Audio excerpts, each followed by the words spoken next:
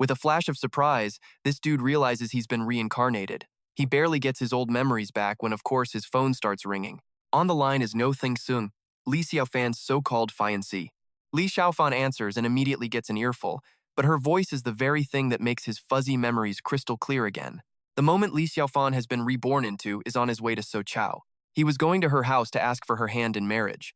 But this is where she flips the script and ditches him for a rich kid named Yang Xiaokun. And this Yang Xiaokun character, he plays for keeps. Not only did he beat Li Xiaofan senseless, but he also had someone swipe one of his kidneys. Then he threw acid in his face and framed him for assault, which landed him in prison for a solid 10 years. Li Xiaofan was completely miserable, and his dad on the outside wasn't doing much better, selling off all their assets. He was bribing officials, just hoping to get his son released. But when Li Xiaofan finally got out, he came home to find his father's cold, dead body. For years after that, he lived like a stray dog. Eventually, Li Xiaofan just couldn't take it anymore and checked out of this world for good. But who knew there was a silver lining to all this tragedy? The moment he died, he accidentally stumbled into the cultivation world, becoming a disciple of the Tai Xuan Sect. The Tai Xuan bloodline is one of the top powers in the 3,000 great worlds, and Li Taixuan, as he was known, was a peerless genius. He reached supreme being status in just 10,000 years, putting him on par with old geezers who'd lived for centuries, like the Azure Emperor. Because of this raw talent, Li Taixuan had long been a thorn in the side of those old-timers. They framed him for hogging the Wordless Heavenly Scripture, which kicked off an earth-shattering battle. In the end, rather than get captured, Li Taixuan self-destructed, taking his enemies with him. In his past life, he'd reached the pinnacle, becoming a supreme master of the immortal realm. But his one big regret was never settling his old scores on Earth, which nearly turned him into a demon thanks to all those awful memories. But hey, the heavens were watching. It seems fate decided to give Li Xiaofan another shot at dealing with all this drama. This time around, he sure wasn't going to live such a pathetic life, and he definitely wouldn't let his father die in vain. Just as Li Xiaofan is having this thought, a car in the opposite lane loses control and hurtles straight toward his taxi. The driver tries to swerve but can't avoid the crash. After the impact, the other car completely loses it, smashing right into the bridge's guardrail. It blows through a section of the railing, nearly plunging into the abyss below, but it stops just in the nick of time, because Li Xiaofan pulled it back. This insane event, naturally, drew a crowd of gawkers. They were completely floored. If they hadn't seen it with their own eyes, they never would have believed it. That a scrawny young guy like Li Xiaofan could stop a car with his bare hands. Li Xiaofan himself had saved the day, but he wasn't happy. He realized his current strength was still way too weak. Looks like he needs to restore his power level as soon as possible if he wants to protect the people around him. Just then, the passengers from the other car get out an old man and a young woman. The old man introduces himself as Chu Tianzheng, incredibly grateful that Li Xiaofan just saved their lives. He says if there's ever anything the boy needs help with, as long as it's in Sochao, he'll make it happen. No need, Li Xiaofan says, waving his hand, just wanting to leave. Before Chu Tianzheng can even reply, his granddaughter suddenly yells, "Stop right there." The Chu family doesn't like owing people, and we certainly don't want anyone trying to cash in a favor later. So just say what you want. Now, the Chu family talks a big game, huh? Li Xiaofan turns back, annoyed. Fine. I need 110,000-year-old ginsengs to mend my bones. You got that? Chu Tianzheng quickly cuts his granddaughter off, then apologizes profusely to their savior. So sorry, this is Chu Shuelian, my granddaughter. She's been spoiled her whole life and has no filter. You don't look like you're from around here. What should I call you? Looks like you're about to owe me another favor, Li Xiaofan replies. His answer only convinces Chu Shuelian that he's just some creep trying to scam her grandfather. But the real reason Li Xiaofan said that was because he sensed a powerful killing intent nearby. And right on cue, a guy who screams assassin shows up. This was the genius who tampered with Chu Tianzheng's car, but Li Xiaofan ruined his plan. Now, he's here to settle the score. Seeing the man about to attack their savior from behind, Chu Tianzheng panics and yells at Li Xiaofan, "Look out!" But our hero just calmly turns to face him, then unleashes a blast of pure energy, hitting him with an invisible force. The assassin is thrown backward, slamming hard against a tree and spitting out a huge mouthful of blood. Chu Tianzheng was even more stunned by what Li Xiaofan just did. Projecting your inner energy like that is something only a grandmaster can pull off. And looking at this kid, Li Xiaofan, he didn't look anything like someone who'd reached the rank of grandmaster, because all the grandmasters in the world are old geezers who look at least 60 years old. For a kid this young to be a grandmaster, he'd have to be some kind of freak. Chu Shuelian saw this and was just speechless. She saw Li Xiaofan take down an assassin without even lifting a finger. Clearly, this guy was no ordinary dude, so she immediately dialed back her snotty attitude. Li Xiaofan walked up to the assassin, who obviously wasn't getting up again. Just like he'd said earlier, Chu Tianzheng now owed him another favor. This time, the old man bowed a full 90 degrees, thanking him with the utmost respect and again offering to do something to repay the debt. As Chu Tianzheng bowed, a necklace fell out from his shirt, and the pendant's gem gave off a very familiar energy. Li Xiaofan vaguely recognized that it seemed to be made from a chaos stone. All right, if you really want to thank me, can I have this gem? Chu Tianzheng had no reason to refuse, quickly taking it off and placing it in Li Xiaofan's hand. He explained that while the gem might just be jewelry to him, it was incredibly useful for Li Xiaofan. So now they were even. Nobody owed anybody anything. And with that, he took off. The second Li Xiaofan was gone, Chu Shuelian put her bossy, hard-to-please face right back on. She grilled her grandpa, asking why he'd give away the jade pendant he always wore. Chu Tianzheng didn't answer. Instead, he got real serious and asked his granddaughter, "You know Long Tianzheng, the beast of the land, from the Southeast Military Region?"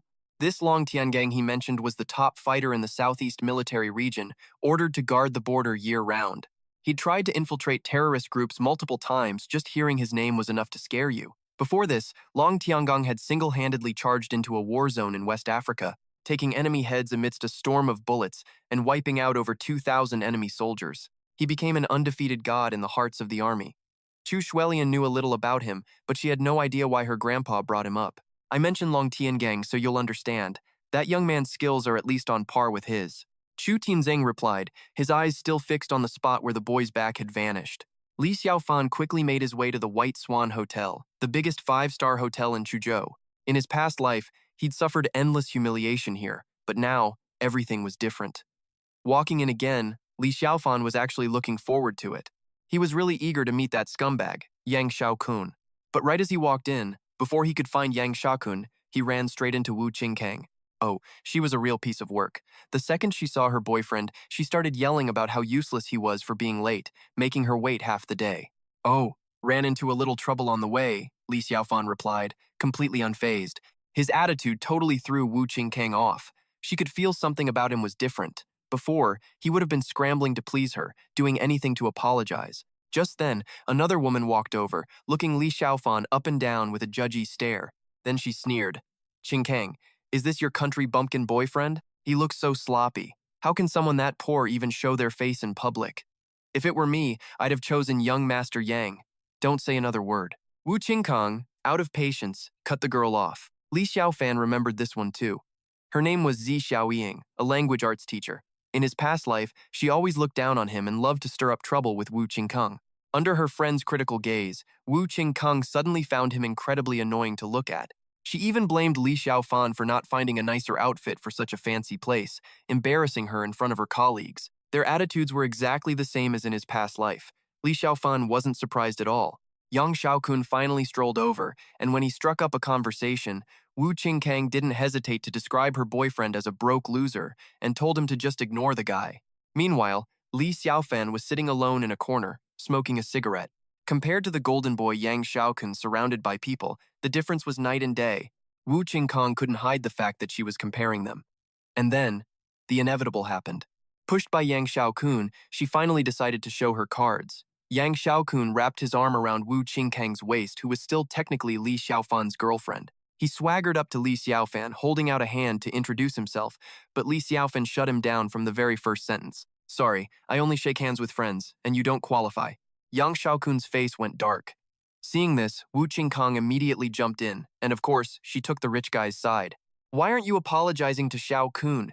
He's the deputy director of the training department. You'll be working for him soon. If things are tense, you won't last at this school. Do you even want to keep your job or not?" The commotion drew a crowd of nosy onlookers, and pretty much all of them were thinking the exact same thing. They couldn't understand why Wu Qingxuan had such a poor, country bumpkin boyfriend. Forget Yang Xiaokun. Even Xu Xiaoying's boyfriend was 100 times better. A few bootlickers started ganging up, pressuring Li Xiaofan to apologize for his insolence. Now, if this had been the Li Xiaofan from his past life, he definitely would have been bullied to the point of tears. But now, he just calmly waited to see how long that jerk Xiaokun could keep up his smug act. "Li Xiaofan, I'm giving you some sincere advice. You should crawl back to whatever hick town you came from. And don't bother Qingxuan again, because you are not worthy of her," Yang Xiaokun said, absolutely dripping with arrogance. This whole fiasco even got the attention of the training department head, Mr. Ma, and of course the pot-bellied boss sided with young Xiaokun. He demanded Li Xiaofan immediately apologize to Mr. Yang, then get up and give him the seat, because he wasn't worthy of sitting there. I'm not worthy, so I guess that means young Xiaokun is? Li Xiaofan scoffed, but his words just teed up the perfect comeback for his opponent. Young Xiaokun was practically bursting with pride and satisfaction. He bragged that he owned a stake in this very hotel, the White Swan. If he wasn't qualified to sit here, then who was? Li Xiaofan, realizing he couldn't win a shouting match, decided to play a little trick on the chair, then simply stood up. If you're that desperate to sit, I won't stop you. I just hope you don't regret it, he said, and walked away. Li Xiaofan even managed to fake a look of reluctance, which, combined with his ominous words, really sold the performance. Young Xiaokun eagerly plopped down onto the still warm seat, but the second he did, something felt terribly wrong, and he shot straight back up. Holy smokes, his entire backside was actually engulfed in flames. Wu Qingxuan ran over to help, but the fire just spread to her dress. The whole room erupted into chaos until some quick thinker grabbed a bucket of water and doused the fiery couple. And while dousing them with water was certainly effective at putting out the fire, it also left Yang Xiaokun and Wu Qingxuan looking like a pair of pathetic, drowned rats. But it wasn't over. As he was seething about the flaming chair, the huge chandelier overhead began to shake violently before crashing down. Yang Xiaokun took the full impact and was pretty seriously injured. His colleagues rushed him to the hospital, fearing the worst. Meanwhile, Li Xiaofan just stood on the sidelines, casually smoking a cigarette and enjoying the show. In his mind, this Yang guy was nothing more than an annoying gnat not even worth his time. And it still wasn't over. The moment they helped him into the car, the entire vehicle burst into flames, as if it were possessed. The doors locked tight, basically turning him into a rotisserie chicken. The crowd screamed. Yang Xiaokun could barely see, but he managed to force the door open and escape. Li Xiaofan watched the whole thing from a balcony, a very satisfied smile spreading across his face. The best part of the show was still to come. He wasn't about to let his opponent off that easily. Suddenly, Wu Qingxuan appeared right behind him. Since it was getting late, she told Li Xiaofan to find his own place to sleep, while vaguely hinting about a marriage proposal the next day. It seemed the girl still wanted to play for both teams. Got it, Li Xiaofan said calmly. I'll be there on time. In his past life, being trampled on for so long had almost broken his spirit. But in this life, to forge the solid mindset required for his cultivation, he couldn't afford any mistakes. As for tomorrow's proposal, of course Li Xiaofan had to show up. He wasn't quite finished teaching young Xiaokun a lesson. Wu Qingxuan watched him walk away, feeling a flicker of hesitation or, more accurately, a little bit of guilt. After all, he had traveled all this way just for her, and she had treated him like absolute dirt. Come on, Qingxuan, you and that kid are clearly on different paths. Only an elite man like young Xiaokun deserves you. Just then, Xu Xiaoying popped up out of nowhere to continue her brainwashing, making Wu Qingxuan feel completely certain her choice was the right one. That's right, my boyfriend is about to start working at the Imperial Club, Xu Xiaoying added. He went ahead and rented a room for us. You should go up, shower, and change into clean clothes before you head home. After leaving the White Swan Hotel, Li Xiaofan suddenly got a call from an unknown number. He answered and found out it was Chu Shuilian, though he had no clue how she got his number. Mr. Li, where are you right now? You just got to Chuzhou, so you probably don't have a place for the night, do you? My grandfather and I already arranged one for you. Li Xiaofan was about to refuse, but then he thought about it. Saving someone's life twice is a pretty big deal, so there was nothing wrong with them wanting to repay the favor. And what was he so shy for? So Li Xiaofan sent his current address and casually waited for his ride to show up. After hanging up, a beautiful girl suddenly approached him, carrying a basket of flowers. You could tell just by looking at her that she was up to no good. This girl tried to sweet-talk Li Xiaofan into visiting her flower shop, even showing off her best angle to reel him in. Go to your place? I'm afraid you can't afford me. Li Xiaofan answered coolly. His totally dismissive attitude made the flower girl's temper flare. What's that supposed to mean? A low-level demon cultivator like you trying to start a business? You got a death wish? With her cover blown, the girl immediately dropped her sweet act. She took a few steps back as a murderous aura began to rise. Since you already know who I am, I can't let you live today. Now just be a good boy and let me suck you dry. She dropped the flower basket, and her fingernails grew faster than your ex can change their mind. Then, she greedily started absorbing Li Xiaofan's life force, but after just one taste, she realized something was seriously wrong. Her entire body ached so much that she couldn't stay on her feet and collapsed to the ground. Just absorbing a tiny bit of his energy felt like her body was being flash-dried, and a chunk of her cultivation had been destroyed. You, who are you? She stared at Li Xiaofan in terror. Life force, you idiot? He replied, that's my supreme mystic chi. How could a pathetic demon like you possibly handle it? Get lost if you want to live. Hearing this, her face turned ashen, and she was so scared she immediately turned and fled. Right then, a taxi drove by. The driver, clearly some clueless mortal with no cultivation, just saw Li Xiaofan yelling at a pretty girl for no reason. Total jerk. Hey, beautiful, hop in. I'll give you a ride. As he spoke, he opened the car door, and the demon girl quickly ran over. Li Xiaofan could only shake his head. This poor fool had no idea he'd just served himself up on a silver platter. As for the demoness, he'd spare her life for now. He could always suck out her demonic energy later to help him craft a longevity pill. The demon girl, sitting in the car, didn't forget to look at Li Xiaofan in the rearview mirror and let out a quiet sigh of relief. That situation was way too dangerous, but to the driver, her expression looked like she was a poor, terrified victim. So he started a conversation to calm her down. Hey miss, you all right? I saw you holding that flower basket. You a street vendor? That's right. Our flower shop has lots of beautiful flowers. Hey big brother, wanna come take a look? It's right in 10,000 Flowers Alley, just behind the villa. That run-in with Li Xiaofan hurt her, and she needed some life force to recover. It looked like this girl-crazy taxi driver's luck had just run out. Meanwhile, after the demon left, a supercar pulled up in front of Li Xiaofan. Chu Shuelian stepped out of the car, carrying herself with incredible confidence. She totally had that rich heiress vibe. Mr. Li, we meet again. This time, Chu Shuelian's attitude was much warmer. It is you. Please thank your grandfather for me, Li Xiaofan replied politely as he got into the car. Chu Shuelian was driving herself and offered to help Li Xiaofan get some payback on the people who just bothered him. But Li Xiaofan smoothly declined. After all, people who cause their own trouble can't escape their fate, so there was no need to get involved. He had just finished speaking when suddenly, a piercing scream and cries for help came from behind them. A look out the car window showed it was from the demon's taxi. The car lost control, spun around, and slammed straight into the roadside barrier. The demon girl, who seemed to have had a full meal, looked out the window with a grotesque smile. Chu Shuelian, holding the wheel, caught a glimpse and jumped in her seat. But Li Xiaofan was completely calm. I mean, he'd seen this coming the moment that demon got into the taxi. That girl… Chu Shuelian pointed at the taxi, too scared to even form a sentence. There are many things in this world that normal people can't possibly imagine. Don't be so surprised, Li Xiaofan said calmly. He looked as if he'd seen this kind of horrifying scene a million times.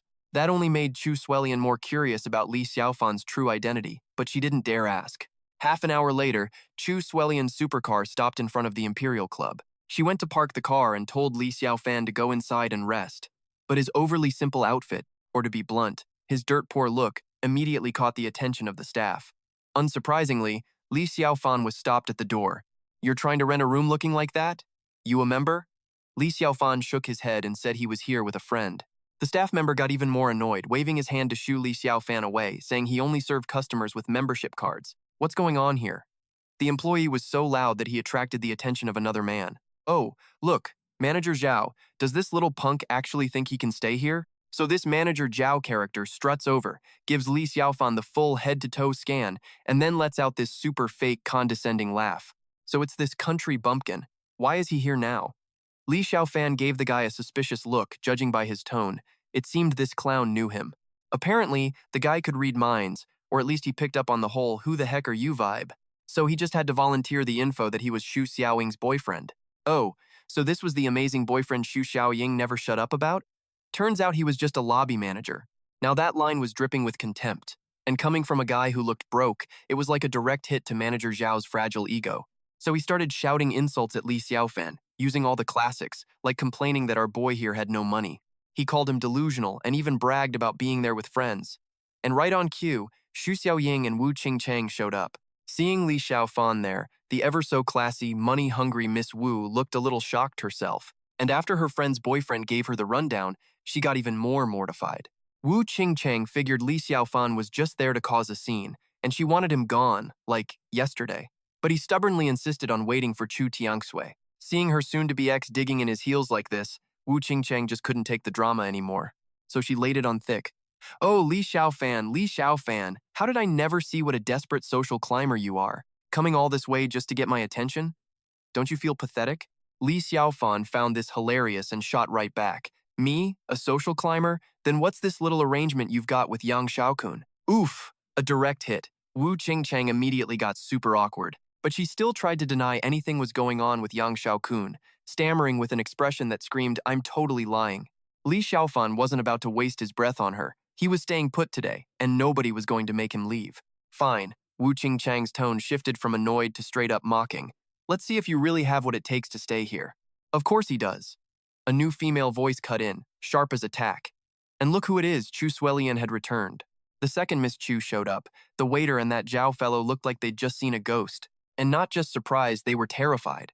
They had no idea why the princess of the Chu family would grace them with her presence. Why shouldn't I be here? Chu Shuelian said, sweeping her eyes over Wu Qingchang with a look of pure disgust. Then she dropped the bomb. Mr. Li is an honored guest of my family. How dare you treat him with such disrespect? When Chu Shuelian told them to kneel, neither Su Xiaoying's boyfriend nor the waiter hesitated, dropping right to the floor. Then, they were forced to slap their own faces, over and over, while apologizing for ever messing with Li Xiaofan. Watching her boyfriend get humiliated like this really soured Xu Xiaoying's mood. Only Wu Qingchang was clueless enough to ask her friend, "Who is this girl? Why is your boyfriend so scared of her?" "That's the eldest daughter of the Chu family," Xu Xiaoying whispered back. "Rumor is, last year some idiot offended one of her guests, so she had all his limbs broken.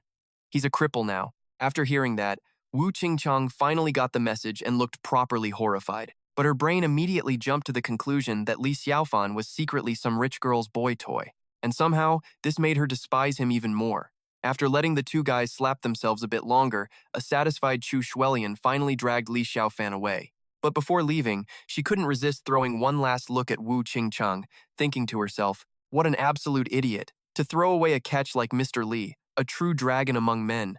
Even after they were long gone, Chu Shuelian's icy stare still had Wu Qingchang on edge. She thought, fine, Li Xiaofan, I'll just wait to see how miserable you are when Miss Chu gets bored and dumps you.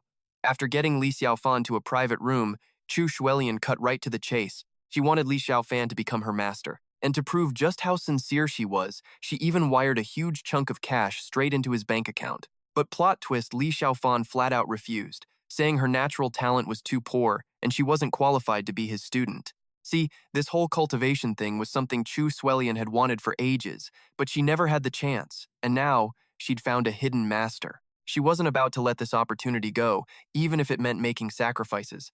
"Mr. Li, if you take me as your disciple, I'll do anything you say." And as she said this, she started taking off her dress, making her intentions crystal clear. Except her face was beet red, so she clearly wasn't thrilled about it. Li Xiaofan gave her a quick once-over. This young woman was definitely beautiful. But compared to the saintess of 100 flowers, even the mistress of the Myriad Flower Cave or the Jade Pond Fairy weren't his type. So this girl definitely wasn't worth breaking his pure yang body for. "Put your clothes on," Li Xiaofan said, playing the part of a perfect gentleman. After a moment of truly deep consideration, he agreed to accept Chu Shuelian as a nominal disciple. Basically, a rank lower than a true disciple. Chu Shuelian instantly pulled her skirt back up, her eyes shining. "Thank you, master," she said.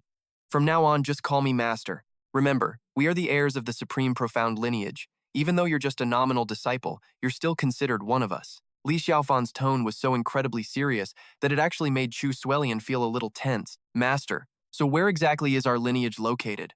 "Oh, it's in a place very far away," Li Xiaofan said, staring wistfully out the window. "One day, when you're strong enough, I'll take you there to see it for yourself." For some reason, when Li Xiaofan said those words, Chu Shuelian felt a wave of sadness coming from him. As for Li Xiaofan, he wasn't about to get all emotional and let his new student know he was heartbroken because he missed someone back there. The girl of Li Xiaofan's dreams was Sui Shi, a fairy who was both stunningly beautiful and ridiculously talented. In his past life, Sui Shi had trained relentlessly, not to become stronger than the great Li Taixuan, but simply to stand by his side as an equal. Since his rebirth, this was the first quiet moment Li Xiaofan had to think about her. He wondered how Sui Shi was, if she was okay, or if she was even looking for him. But Li Xiaofan silently swore that sooner or later he would find his way back to her, and while he was at it, settle some old debts. Sensing her master's complicated mood, the very perceptive Chu Shuelian decided to slip out of the room. Left alone, Li Xiaofan took out Chu Tianzheng's jade pendant and rubbed it in his palm.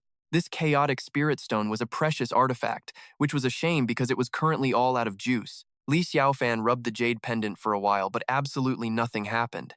It seemed the residual supreme profound chi in his body wasn't enough to power it up. So he tucked it back into his pocket, figuring he'd wait until he leveled up to the next major cultivation realm before giving it another try. Li Xiaofan wasn't tired yet, so he opened the door and stepped outside. That's when he found the waiter and Xiao Ying's boyfriend still outside, slapping their own faces. Seeing Li Xiaofan emerge, they shamelessly hugged his leg, calling him Grandpa Li and begging for his forgiveness. But remembering how these dogs looked down on him, Li Xiaofan just kicked them away and barked scram. His refusal to forgive them meant that these two had to keep kneeling there and slapping themselves. Li Xiaofan glared at Xiao Ying's boyfriend. The more he looked at the guy, the more annoying he became. In his past life, this guy was Yang Xiaokun's loyal dog and caused him plenty of trouble. Now, reincarnated, he was just an ant in Li Xiaofan's hand. Li Xiaofan left the hotel for a walk, but the second his foot hit the pavement, a car came speeding wildly towards him. He jumped back, startled, then yelled after it, "Are you out of your mind?" But because of that, Li Xiaofan saw a beautiful girl in the back seat, crying and banging on the window for help. The car was speeding toward the forest on the outskirts of the city. The kidnapped girl was Ouyang Peer, and the kidnapper was Song Zhong. "Ouyang Peer, don't be afraid. Just be nice to me for one night, and I'll sign that contract for you immediately." Song Zhong was shameless. He'd not only kidnapped her, but drugged her, too. The poor girl was already feeling dizzy and her mind was getting foggy. She desperately wanted to resist, but was completely powerless, like a fish on a chopping block, helpless to whatever Song Zhong had planned. "I threw your phone away, so what are you going to call the police with, huh? Go ahead and scream. It just makes me more excited. I'm going to enjoy tormenting you later." Song Zhong's vile laughter made Ouyang Peer cry even harder. He started to remove her clothes, disgustingly, claiming that being noticed by him was a blessing from her past life. Very quickly, Ouyang Peer was left with almost no cloth to cover her body. But just at the most critical moment, right as he was about to make his move, someone knocked on the car window a few times. Song Zhong was furious that his fun was interrupted. He rolled down the window and told the person outside to get lost. But too bad for him. This nosy person happened to be Li Xiaofan, who not only refused to get lost but wanted the other guy to get out and talk. Seeing that his opponent was aggressive and clearly not planning to back down, Song Zhong got seriously ticked off. He grabbed a baseball bat and stepped outside. "You little punk, I don't know who you are, but this is your last chance. Scram now or I'll make you regret it." He pointed the bat at Li Xiaofan's face, gritting his teeth. But on the other side, Li Xiaofan didn't look the least bit afraid. He even calmly lit a cigarette, then told the guy to release the girl in the car, and in return he'd consider letting him live. In Song Zhong's eyes, Li Xiaofan was nothing more than a skinny young man in cheap, tacky clothes. So, hearing our boy talk like that really grated on this guy's nerves. In this part of town, nobody ever dared to speak to him that way. Heck, even back in Chuzhou, he was basically untouchable. "I'll ask you one last time," Li Xiaofan repeated. "Are you going to let the girl go?" But this time, the answer he got was a baseball bat. Song Zhong wasn't much for conversation. He let the weapon in his hand do the talking.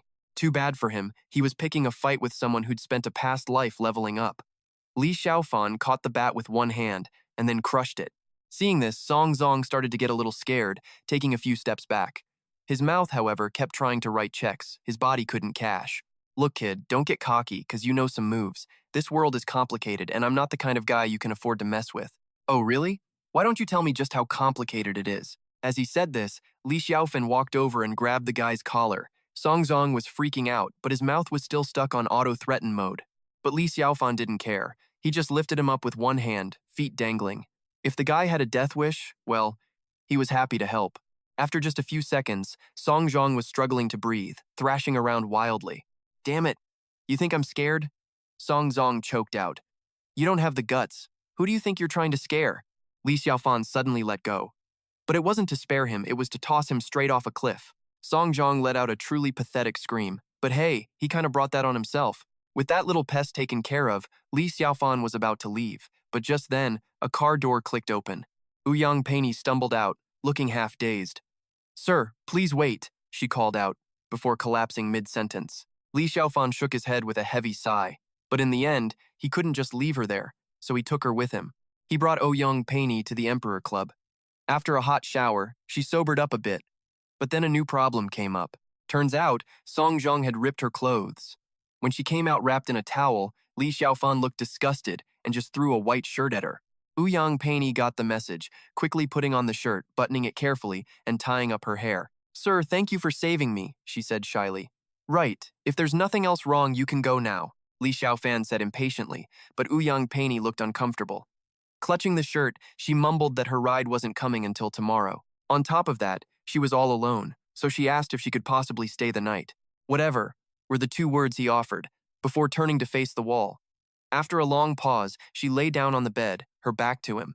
And for some reason, even though he was a total stranger, lying next to him, she felt completely safe. Of course, Li Xiaofan didn't touch her, so Ouyang Peini actually got a peaceful night's sleep. The next morning, Li Xiaofan got in his car, heading to Wu Qingchang's house to discuss their engagement. In the car, he got a call from Chu Suelian. Her grandpa had heard his benefactor was starting work at the Eastern Star School and just made him the manager. After all, it was the Chu family's business anyway. After hanging up, Li Xiaofan still felt like none of this was real. He casually saves one person's life, and it turns out they're so powerful that they own the very elite school he was going to. Of course, Li Xiaofan had no reason to refuse. I have something to do right now. If that's all, goodbye. Yes, sorry to bother you, master. Just then, Li Xiaofan arrived in front of the Eastern Star School. In his past life, Wu Qingchang and her mother scammed him out of everything, and even teamed up with Yang Xiaokun to have him thrown in jail, causing his father to die in disgrace. Today was just the first step in his grand plan for revenge. And just as he expected, Wu Qingchang's mother was carefully coaching her daughter on how to dump him as quickly as possible. To her, love was all about seizing the moment, otherwise, you'd miss a meal ticket like Yang Xiaokun. He was from a rich and powerful family after all. If Wu Qingchang latched onto him, she'd be set for the rest of her life. Between her mom's brainwashing and the events of yesterday, Wu Qingchang was now fully committed to breaking things off with Li Xiaofan. At that exact moment, Li Xiaofan arrived. The second Wu Qingchang's mother saw him, her expression soured. It makes sense. In her eyes, only a rich guy like Yang Xiaokun was worthy of being her precious son-in-law. Before Li Xiaofan could even speak, Wu Qingchang snapped, "Li Xiaofan, don't you see my mother? Why haven't you greeted her? How rude." Li Xiaofan reluctantly muttered a hello, then lit a cigarette and found a place to sit. Seeing her daughter was failing, Wu Qingchang's mom decided to take matters into her own hands. The very first question out of her mouth was about Li Xiaofan's salary. At the time, he was an intern teacher making about 2,000 a month. Wu Qingxuan answered for him. The second his future mother-in-law heard the number 2,000, she just sneered, calling him a deadbeat with no house, no car, a pitiful salary, and yet somehow he had the nerve to propose to her precious daughter. Now, Li Xiaofan already knew these two were a couple of snakes from his past life. But man, experiencing it all over again in person still stung.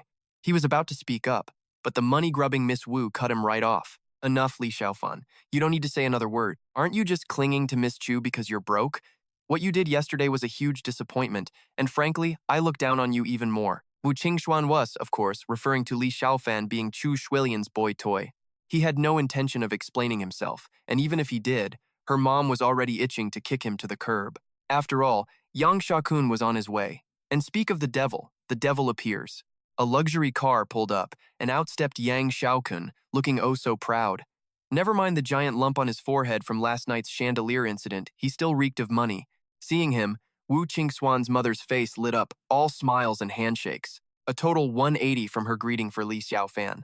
This time, Mr. Yang also brought along 2 huge, mean-looking dudes.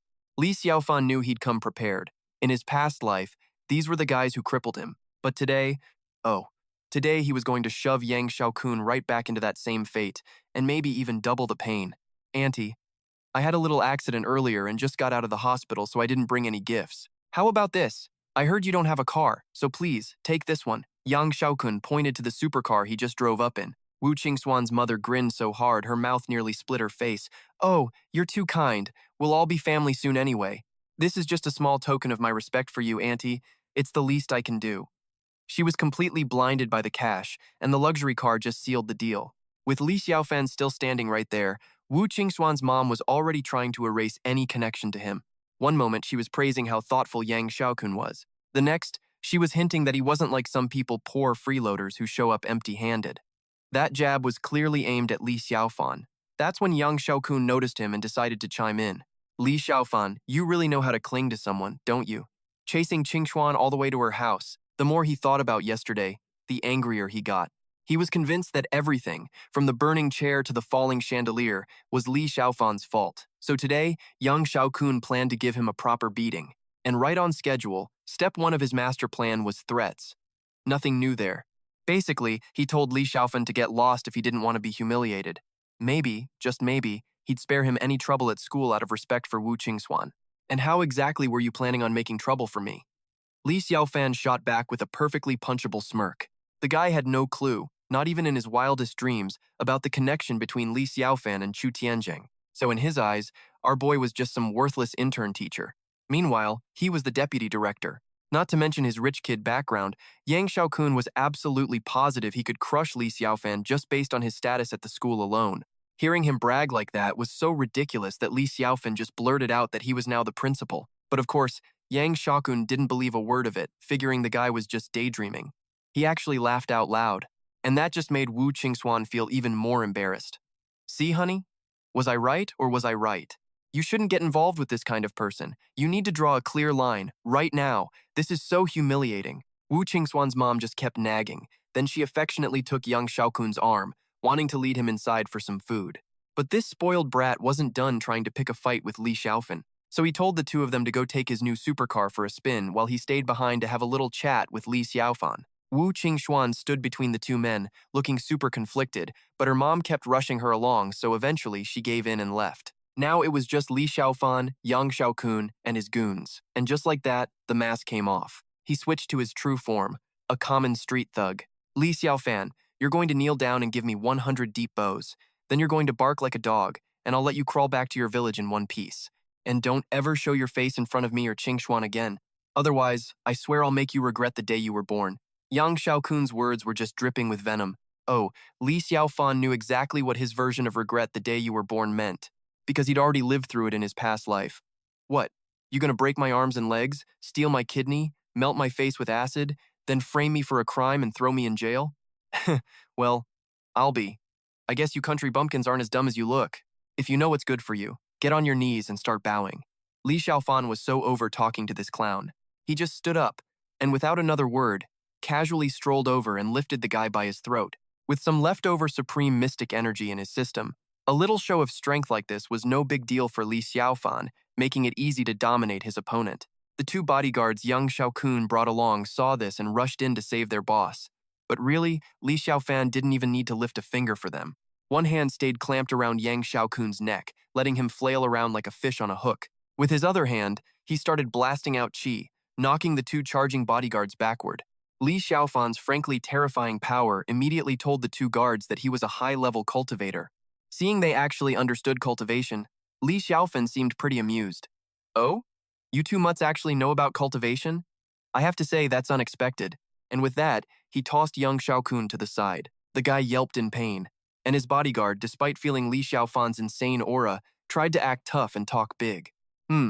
This city is full of masters with deep cultivation. Out of respect for a fellow practitioner, we'll spare your life. Now, you will release young Master Yang, and then bow down obediently, and we'll ensure you leave here safely. Well, one of them said that. The other looked absolutely terrified. For Li Xiaofan to so casually unleash that much true qi, it meant his level was already incredibly high. He was completely out of their league. Meanwhile, Yang Xiaokun was really starting to lose his cool. He screamed, "What are you two standing there for? I'm paying you to fight, not to stand around and chat. If he won't bow, I'll cripple him and then carve out his kidneys."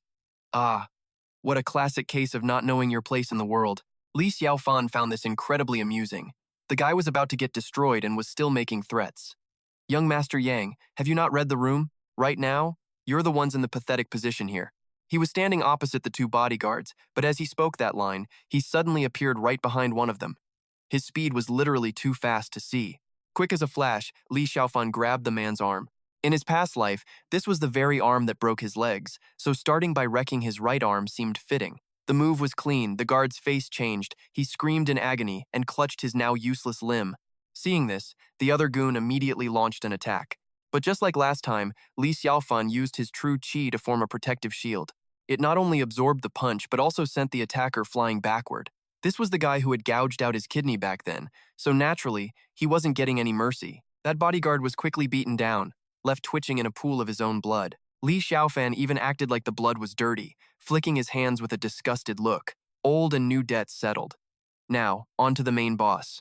Young Xiaokun, having watched Li Xiaofan take apart his two bodyguards, was already shaking like a leaf. He started to tremble and threatened that if he dared to touch a single hair on his head, he would sue him for assault and make sure he spent the rest of his life in prison. Li Xiaofan was just soaking in this cowardly display from young Xiaokun, then threw all of his earlier arrogant words right back at him. Relax. I won't touch you. Not if you get on your knees, kowtow 100 times, and bark like a dog. Yang Xiaokun gritted his teeth, clearly not wanting to do it. Seeing this, Li Xiaofan just stepped on the bodyguard's leg, instantly crippling it as well. Yang Xiaokun was scared out of his mind and quickly stammered, Don't, I'll bow right now, please just don't hit me. At that moment, Wu Qingcheng and her mother were sitting in Yang Xiaokun's luxury car. At least she wasn't as cruel as her mother. She was still anxiously worrying that Li Xiaofan was getting beaten up. Qingcheng, this is my final warning. Stop mentioning Li Xiaofan. Xiaokun is 1,000 times better than him. Compared to Xiaokun, Li Xiaofan is nothing but a pile of garbage. Wu Qingcheng's mother was being extremely blunt. She was about to scold her daughter a bit more, but right then, the car finished its loop and stopped in front of their house. Just in time to see the magnificent Yang Xiaokun, the man she always flattered, kowtowing to Li Xiaofan, the man she always looked down on. By this point, Yang Xiaokun's forehead was bleeding, but he had only done 50 bows. And Li Xiaofan clearly had no intention of giving him a discount. Wu Qingcheng anxiously jumped out of the car and saw the miserable state Yang Xiaokun was in. With his 2 bodyguards lying on the ground, she was so shocked it took her a long time to find her voice. Li Xiaofan, what are you doing? Why does Xiaokun look like this? Li Xiaofan gave a little shrug. He said he didn't do anything, that it was all Yang Xiaokun's idea. Then he patted the guy's cheek. He kindly reminded him that after 100 headbutts to the floor, he still had to bark like a dog, and he absolutely couldn't forget. Duang Tuthon was grinding his teeth so hard they might turn to dust, but Ngothan Shuang simply could not keep her mouth shut. Li Tu fam, I don't know what happened, but there has to be a limit to humiliating people. Why have you become so vicious? You need to apologize to Theo Kon right now. Li Tu fam found the word apologize to be the funniest joke he'd heard all day.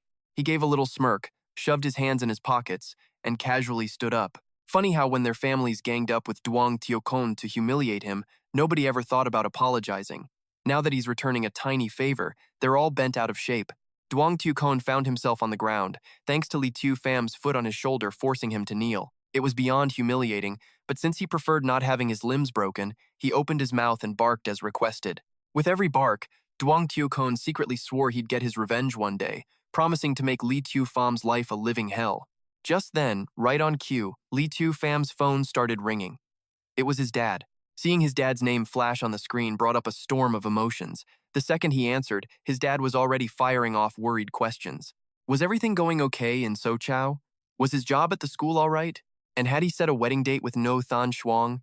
Hearing his father's voice again, Li Tu fam actually started to tear up. His dad, of course, thought something was terribly wrong, which only made him more frantic. Hey son, are you okay? If something's wrong, tell me. I'll help you fix it. Don't you dare try to handle it all by yourself. Li Tu fam shook his head, reassuring his dad in a steady voice that everything was fine. He'd come get him and bring him to Sochao after he sorted a few things out. They talked for a few more moments before hanging up. In his past life, his father suffered endless humiliation to save him, only to die full of regret. And as for him, he was bullied so badly that even after becoming powerful, he just jumped off a cliff, ending it all before he could ever repay his dad. So, this time around, the one person Li Tu fam was determined to make it up to was him. After teaching Duang Tu Kon a valuable life lesson, he caught a ride to the ultra-prestigious Eastern Love Academy. He was originally here to accept a position as a teaching intern, but the guy at reception basically sized him up as a poor country boy. And just like that, the teaching position was suddenly no longer available. Instead, he was assigned to manage the warehouse.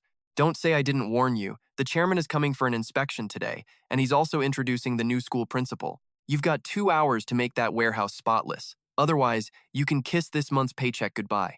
This old dude was a real piece of work, throwing his weight around with the new guy. Turns out, he was just another one of Duang Tu Kon's suck-ups. He was betting the principal position would go to him, so he figured bullying Li Tu fam was a great way to score brownie points. After his speech, the guy tossed a bundle of keys at Li Tu fam. I heard you and young Master Duang have some issues. If he becomes principal, he'll definitely kick you out, so you'd better go apologize. That's the only way you'll get to keep this prestigious job as warehouse manager. Before Li Tu fam could even reply, the office door burst open, and in walked a guy as bright as sunshine, who had gym teacher written all over him. The second he saw Li Tu fam, he broke into a massive grin and rushed over to sling an arm around his shoulders. Tu fam, I heard you were coming to start your new job. You little punk, why didn't you tell me you were coming? Did you forget your best friend? This guy's name was Q Fi, and he was Li Tu fam's best buddy. They were having a happy reunion, but before they could exchange more than a few words, the fat manager shot up, pointing a finger in Q Fi's face. Who let you in here? Shouldn't you be out on the field teaching gym? You know this is considered skipping work, right? Be careful, or I'll dock your pay. Now, you and Li Taixuan get out of here, fast. Okay, Director Ma, we're going. Q5 pulled Li Taixuan out the door. He made sure to whisper to him not to take the fat guy seriously. He said the old man's temper was always sour and grumpy, even worse than a woman going through menopause. It had been a whole year since they'd graduated and seen each other. Kyofi immediately started asking all sorts of questions, like when he was planning to marry No Than Shuang, and how his family was doing. Li Taixuan didn't hide anything, telling his best friend that Ngo Than Shuang was now with Duong Tu Con, which basically meant he'd been cheated on. After a few seconds of letting that sink in, Kyofi got so angry he started stomping his feet. Forget her. If Ngo Than Shuang did that, it just proves she didn't deserve you in the first place. A guy like Duong Tu Con will make her miserable soon enough. As he spoke, Q-Fi patted his friend's shoulder to comfort him. But honestly, Li Taixuan had been over that whole drama for a long time. He was more curious about what was going on with Q-Fi. The guy had a master's degree in physics and chemistry, but now he was a PE teacher. When he mentioned this, Kyofi let out a long, dramatic sigh. Then he started spilling the beans. Turns out, when he first got to the school, his math skills were a little too outstanding. This, of course, stepped on the toes of Yang Xiaokun and Director Ma, so they banished him to the gym department to teach the most unruly class. At first, Chao Fei refused, but with his mom being seriously ill, he was pretty much stuck between a rock and a hard place. Chao Fei had recently made peace with it, planning to just quit the second his mother's condition improved a little. Li Xiaofan thought for a moment, then patted Chao Fei on the shoulder, promising he would help him get justice. Chao Fei was grateful, sure, but he also warned him not to get on the bad side of Director Ma and Yang Xiaokun for his sake. After all, people like them were powerful. A regular guy like Chao Fei couldn't possibly mess with them. But what he didn't know was that Li Xiaofan, thanks to a chance meeting with Chu Tianzheng, was no longer a regular guy. The minute that old man arrived to appoint the new principal, neither he nor Chao Fei would have to put up with anything anymore. When Chao Fei heard that Li Xiaofan was about to become principal, he didn't laugh. He just figured the normally serious Li Xiaofan had finally learned how to crack a joke. He put it aside and dragged him off to clean a warehouse. Meanwhile, the two bodyguards hired by Yang Xiaokun, the ones Li Xiaofan beat half to death, had crawled back to their home turf. They cried and complained, begging their boss to serve up a hot plate of revenge for them. From their story, it was clear their opponent was no amateur, but they had no idea which faction he belonged to. This made their boss even more curious, since when did Chuzhou have such a formidable young fighter running around? "Did you tell him my name?" the boss asked. "We did, but the kid wasn't scared. He said our boss was a pile of dog crap, and even if you showed up, he'd make you kneel on the ground." The second they finished speaking, their boss began to tremble with rage. He then barked out an order. "How despicable. He dares disrespect me. Go. You two find out where this brat is. I'm gonna chop him into 3 pieces." Over at the Tianlong Hotel, Chu Tianzheng was with his granddaughter. Initially, he thought just gifting the school to Li Xiaofan would be enough. But it was Chu Suelian who thought things through, feeling her grandfather should probably hold a proper ceremony to announce it to everyone. Chu Tianzheng had to admit that made sense. He told her to summon all the school's teachers to the Tianlong Hotel to announce the new principal. Chu Suelian quickly turned to leave, but her grandpa called her back. Chu Tianzheng brought up a name, Lei Yuntian. Although Lei Yuntian was the same age as Chu Suelian, he had been serving in the army since he was very young. He then became the apprentice of the top master in the region, Long Tianzheng, and now holds the rank of Major General, a real overachiever. According to Chu Tianzheng, Lei Yuntian was back, and he was back specifically for Chu Suelian. They had an arranged marriage from childhood, and the guy supposedly had feelings for her. This trip home was all about that, but unfortunately for him, Chu Suelian wasn't interested in this guy at all. Chu Tianzheng doted on his granddaughter, so he couldn't bring himself to force her into it. He wasn't too concerned about Lei Yuntian himself, but he was very worried about Long Tianzheng. After all, that man was a legendary master who ruled the region. If he personally asked, the marriage would be extremely hard to refuse. Back at the academy, after taking a tour, Li Xiaofan finally understood why they chose this specific piece of land to build the prestigious academy. Because this place had the densest spiritual energy for 100 kilometers around. Just then, he and Chao Fei both received a text from the school announcing the appointment ceremony for the new principal. After reading it, Chao Fei immediately thought of Yang Xiaokun. After all, his father was on the board of directors, and his family had both money and status. Unless something completely unexpected happened, the next principal was definitely going to be him. Li Xiaofan knew his friend didn't believe he'd become the principal, so he could only wait for the official ceremony to prove it. All the teachers in the school quickly got dressed in their best outfits and rushed to the Tianlong Hotel. After Yang Xiaokun appeared, everyone immediately swarmed over to flatter him. When Li Xiaofan and Chao Fei arrived, Yang Xiaokun shot Li Xiaofan a look filled with pure resentment. The humiliation of being forced to kneel and bark like a dog hadn't faded, and he planned to make Li Xiaofan's life miserable after becoming principal. Wu Qingxuang stood next to Yang Xiaokun. They were obviously a handsome couple, but they were also incredibly irritating to look at.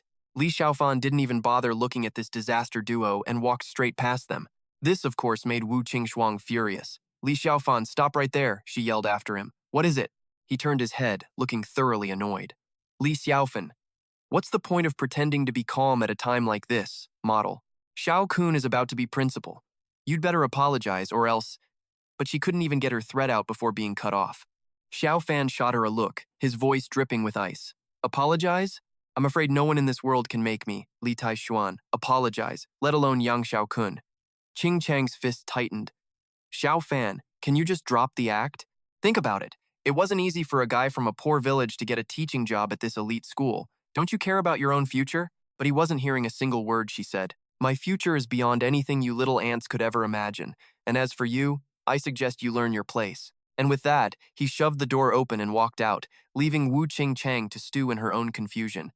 How did Li Xiaofan get so arrogant? The guy was unbelievable, totally beyond reason. Director Ma, who had been watching the whole spectacle, couldn't help but swear that Li Xiaofan has no idea how the world works. If I'd known he was like this, I would have assigned him to toilet duty instead of watching the warehouse. Xiao Ying, standing nearby, chimed in. Exactly. I think the guy's just plain crazy. A guy like that should be kicked out of school, and fast. And of course, the other students were busy trashing Xiaofan behind his back.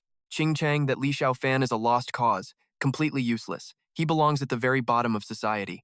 See, this guy had been nursing a grudge for a long time. Li Xiaofan, don't think you can humiliate me just because you know a little kung fu. Today, I'm going to teach you all about power and status. I'll make sure you spend the rest of your life at the bottom.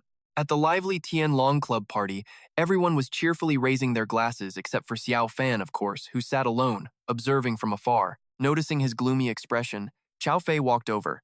Hey Xiaofan, not eating anything? You know, this is a seriously high-class club in Chuzhou. Only the absolute elite can even afford to eat here, he said, talking with his mouth full. The chairman picked this place to announce the new club president. It shows how much he values the new principal. Still, I don't get what they were thinking, choosing a self-righteous guy like Yang Xiaokun. Suddenly, a girl named Anruo burst through the door, looking completely panicked. Help me, Miss Sai, please save me. Right behind her strolled Li Ba, looking like he owned the place. He swaggered into the party and he wasn't alone. Oh no, he brought a whole crew of mean-looking thugs with him. You little brat, think you can get away from me? Not a chance. And Ruo, terrified and on the verge of tears, desperately pleaded. Miss C, they're forcing me, please help me. Xu Xiaoying reluctantly stepped in to mediate. Who are you? Cause any more trouble and I'm calling the police. But the scar-faced Li Ba wasn't the least bit intimidated. He just laughed. Call the police? Go ahead, give it a shot. He scratched his chin, giving her a slimy once-over. You know, you're not half bad yourself. Why don't you come with me, too?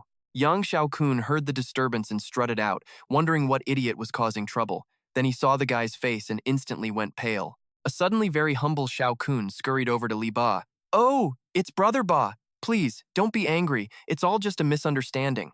Li Ba didn't give him the time of day. His face just darkened. Who are you? After that public burn, Xiaokun had to explain. Brother Ba, I'm Yang Xiaokun, from the West City Yang family. You've been running Chuzhou for years, Brother Ba, so it's understandable that you wouldn't know me. I've actually been lucky enough to meet you a few times. A murmur went through the crowd. This was the legendary Brother Ba, the undefeated champ of Chuzhou's underground fight scene.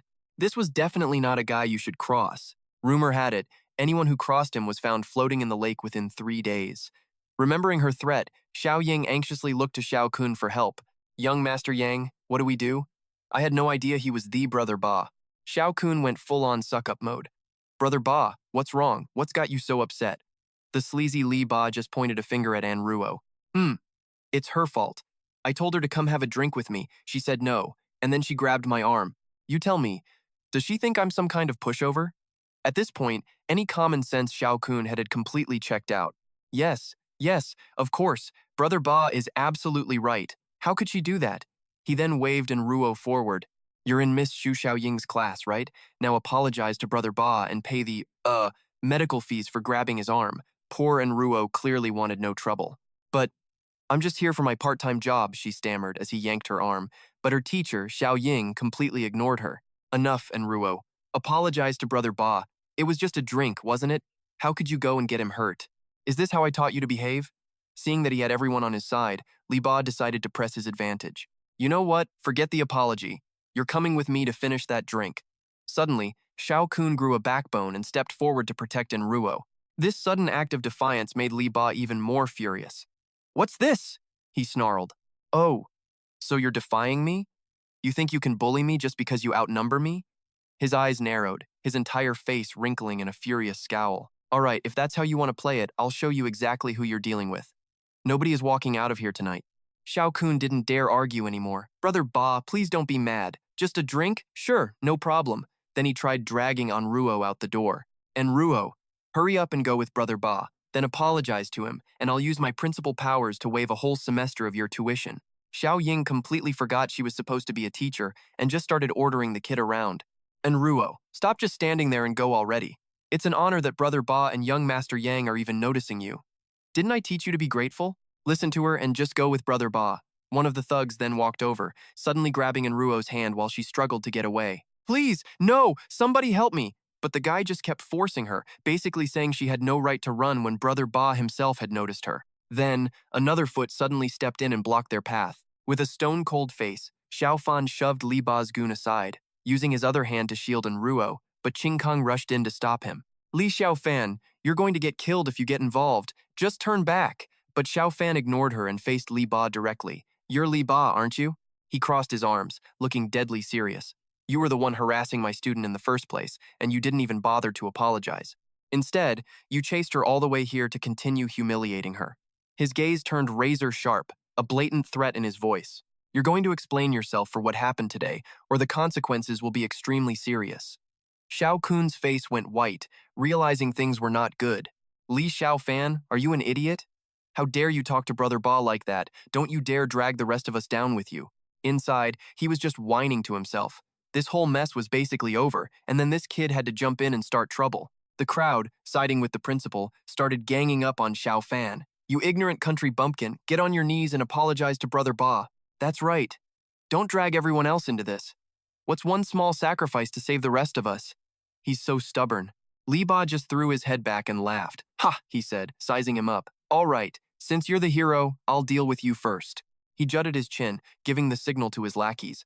They got the message and immediately charged right at Xiaofan. Xiao Fei, worried about his best friend, yelled, Xiaofan, be careful! But to everyone's surprise, Xiaofan, using just one hand, swatted the two guys down, slapping each so hard their faces turned red before they passed out cold. Li Ba was thoroughly enjoying the show, so the kid wasn't just all talk, he could actually fight. He waved his hand, signaling for the next guy. Alang, it's time you give him a taste. Alang cracked his knuckles to loosen up. Yes, boss. Then he charged forward like a hurricane, launching a flying kick at Xiaofan. But our hero just needed one hand to catch the guy's ankle mid-kick. A bunch of ants daring to provoke me? He spun around, dragging the guy by his leg and flinging his entire body backward like a broken toy. Alang crashed into a heap of broken bottles, completely exhausted. He groaned as he tried to push himself up. The entire room was thick with stunned silence. Everyone just stared blankly as Alang writhed on the ground before his face finally just smacked the floor. Wu Qingkang couldn't believe this was her ex-boyfriend. Her mind was a total mess. When on earth did Li Xiaofan get so ridiculously powerful? Li Ba was quietly sizing up the situation. His guy, Alang, was a former mercenary. He'd seen actual combat in the Middle East. He'd seen blood, and yet he couldn't take a single hit. This kid was terrifying. Then Xiaofan started walking toward him. Brother Ba, do I have the qualifications to talk rules with you now? Li Ba was sweating bullets but still tried to put on his tough guy act. Fine, I'll admit you've got some skills. Li Ba raised one hand, and immediately his whole gang of thugs swarmed forward. I'm about to show you what the law really is. A stampede of feet surrounded Xiaofan, completely boxing him in. People scrambled away in fear, all of them blaming him. He should have run. Xiaofan's dead for sure this time. Serves him right for trying to be a hero. He deserves it. Li Ba furiously clenched his fist. He's just standing there? Chop him up for me. The gang of thugs heard the order and charged. Every single gleaming knife pointed directly at Xiaofan. He calmly took a drag from a cigarette, not even paying attention to them. Suddenly, his body seemed to erupt with power, sending the whole mob flying.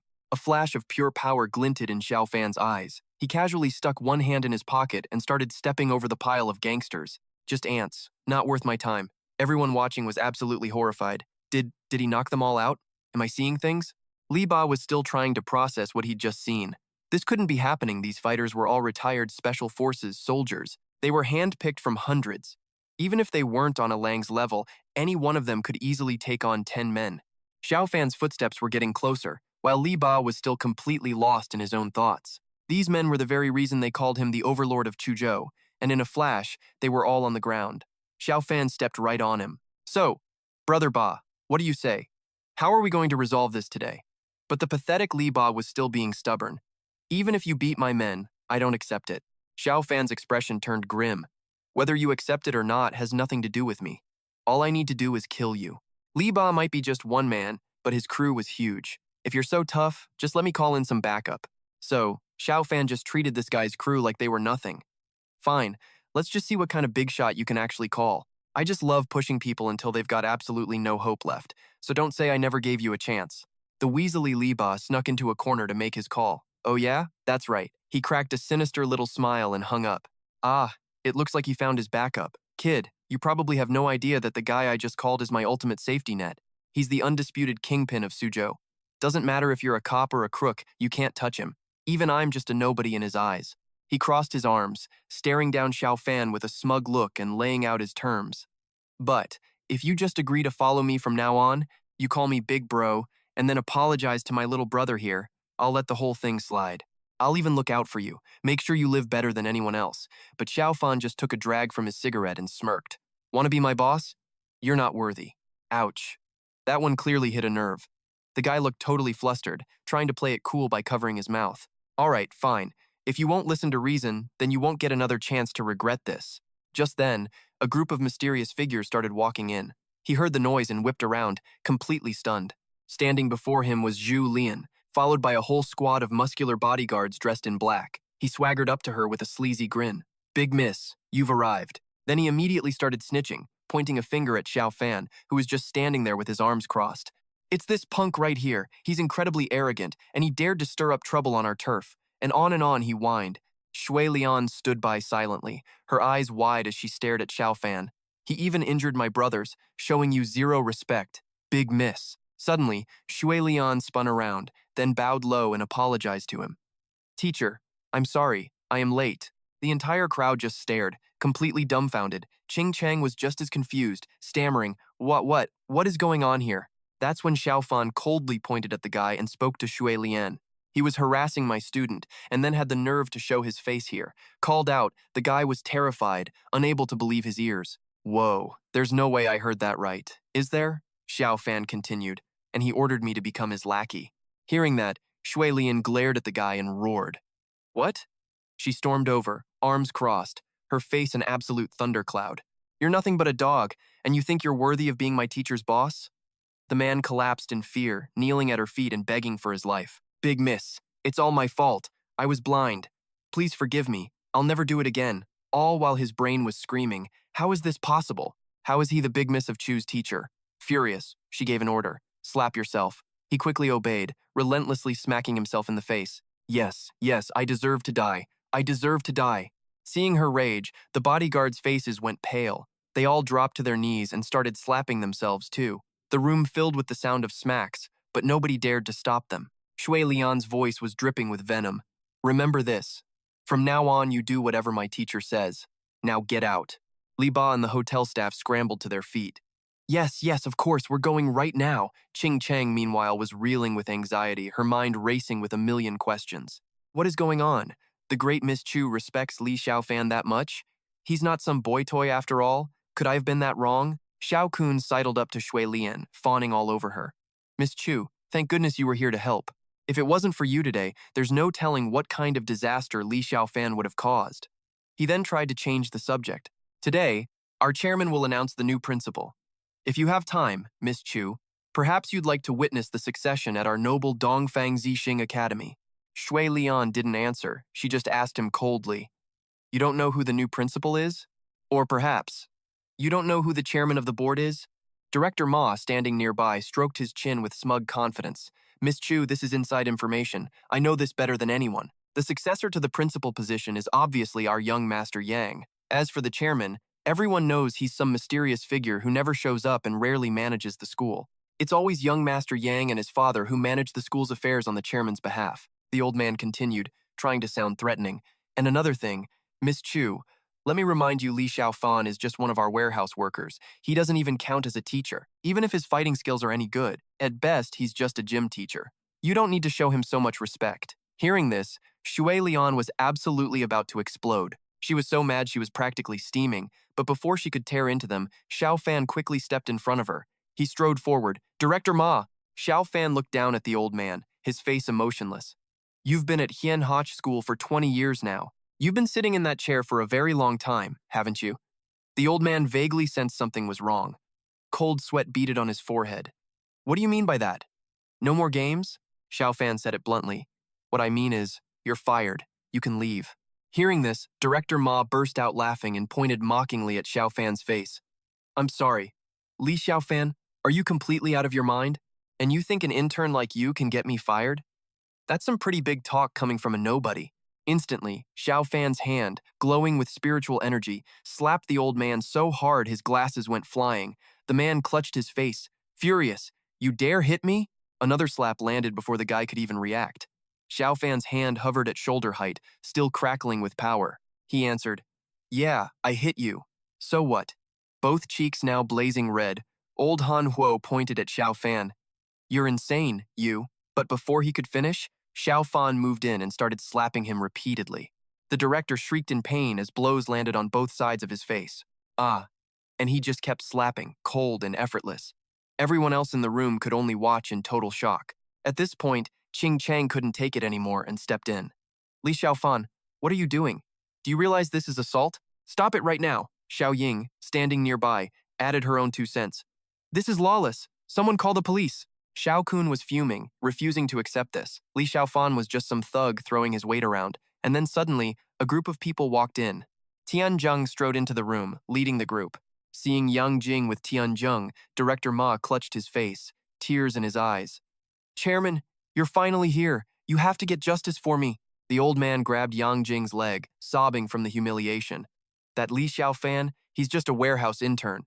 He's a menace, sir, and I demand you punish him severely. The charge of intentional assault alone is enough to put him in prison for years. Yang Jing gently tried to calm the man down, gesturing to his side.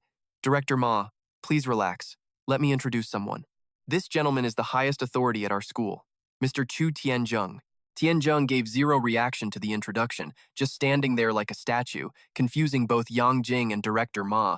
Then he walked over to Xiaofan and bowed apologetically. Mr. Li, my deepest apologies. I was delayed. Have these people been bothering you? Xiaofan just gave a casual wave. It's nothing.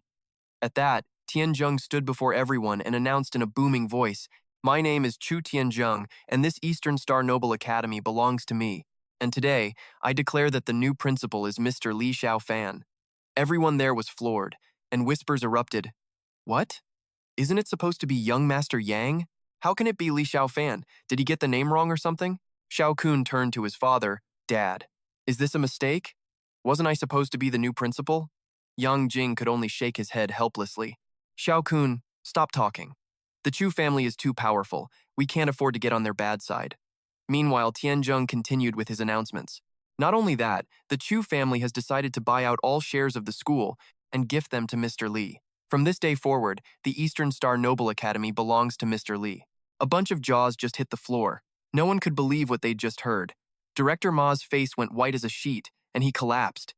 It's over. It's over. It's really over. Qing Chang was now seriously questioning her own judgment. She bit her lip, frowning, lost in thought. It wasn't just Miss Chu. Even Chairman Chu was treating Xiaofan like this, handing him an entire school. Could she really have misjudged him so badly? Was I wrong? Tianzheng turned to him solicitously. Mr. Li, do you have any other instructions? Xiaofan didn't answer him. Instead, he turned to Chao Fei, pointed at the pathetic Director Ma on the floor, and gave his order, Chao Fei, I am now appointing you vice principal, and you will take over Director Ma's position. If there are any more corrupt people like him in this school, get rid of them all. Chao Fei just stood there, stammering in disbelief. Xiaofan, Am I dreaming? Me? I'm? I'm the vice principal? Xiaofan walked over and patted his shoulder, encouraging him gently. I told you I'd help you get justice, and I meant it. Just be yourself again. Don't take anyone's crap anymore. Xiao Fei grabbed the hand on his shoulder, his eyes firm with resolve. Yeah, Xiaofan, don't worry, I understand now. Xiao Kun, witnessing all this, ground his teeth in pure rage. Dad, are we just going to let this happen? That Li Xiaofan didn't just humiliate us, he stole the principal's job right out from under me. I can't let this go. Yang Jing stood beside him, a sly smile on his face as he reassured his son. Xiao Kun, relax. I've already contacted the Nie family in Jiangbei. The Nai family patriarch's younger brother was killed by Chu Tianzheng 5 years ago. The two families have been at war ever since. He watched the retreating figures of Xiaofan and Tianzheng. The Nie family has sent assassins after Chu Tianzheng many times, but always failed. This time, they've hired a true master. He laughed cruelly, his mind already plotting. When the time comes, we will coordinate from the inside and out, and wipe the Chu family out of Chuzhou. Hearing this, Xiao Kun's face darkened with a thirst for revenge. All right, Dad, and when that time comes, I'm going to make Li Xiaofan kneel and cut him into 1,000 pieces. Out in the hallway, Shui Lian hurried to catch up with Xiaofan. Teacher, there's an auction tomorrow. If you have time, you should go check it out. You might find some kind of treasure. Xiaofan shook his head. I'm not going. He thought to himself that no matter how precious a treasure on Earth was, it was nothing compared to what was in the immortal realm. Beside him, Tuyet Lian kept trying to persuade the guy. So, someone found a magic weapon at the last auction, and Master doesn't want to go? Xiaofan's whole mood darkened. A magic weapon? His mind was racing with a million questions. Magic weapons actually exist on Earth? Well, that certainly wasn't part of his grand plan. Turns out, Earth wasn't as simple as he thought. Tons of secrets were still hiding. He gave a cold nod. Fine, I'll go check it out tomorrow. A sky full of stars. A car speeding down an empty road. Classic. Tuyet Lian pointed to a mansion and started her pitch. Master, this villa is near the school. You should live here. It'll be so convenient. She kept laying it on thick. This is the rich district of Suzhou. It's quiet, and there's not a lot of foot traffic. I think it's perfect for you, Master. This villa is my gift to you. He just lowered his eyes, listened seriously, and then nodded. The spiritual energy here is pretty rich, he said. I like it. And with that, Tuyet Lian finally relaxed, tucking her hair back to say goodbye. Well, I won't bother you anymore, Master, but as he walked ahead, Xiaofan casually told her, Come on in. You're not going home tonight. Tuyet Lian was, understandably, thrown for a loop. A light, embarrassed blush spread across her face. He told me not to go home? Is it because of the villa? Meanwhile, in the living room, Xiaofan was already sitting cross-legged on a rug, eyes closed. He motioned for the awkwardly standing Tuyet Lian to sit down. Hearing him, she slipped off her high heels. Then she sat cross-legged just like him and asked cluelessly, Master, is this? But she never finished the sentence. The guy across from her just unleashed his power. A wave of spirit energy engulfed him, lighting up the whole room as a magic circle appeared on the floor. Sitting inside the light show, Xiaofan spoke softly. Tonight, I'm gathering the spirit energy from 100 miles around to awaken your cultivation. You're staying here to train with me. Tuyet Lian finally understood and replied, Yes. She looked calm, but inside, her heart was doing a full-on stampede. So the master just wanted to train together, and here she was thinking calm down, what am I thinking, and why am I a little disappointed? Xiaofan focused on gathering the spirit energy, holding his hands up as a sphere of power formed between them. The sphere glowed brighter and brighter. That's when Xiaofan spoke to Tuyet Lian, who was sitting opposite him. You've joined my Tai Xuan Sect. Even as a registered disciple, you're qualified to learn our techniques. Today, I will teach you the ultimate chi refining technique, the dragon guidance art. At this, Tuyet Lian's eyes went wide with shock.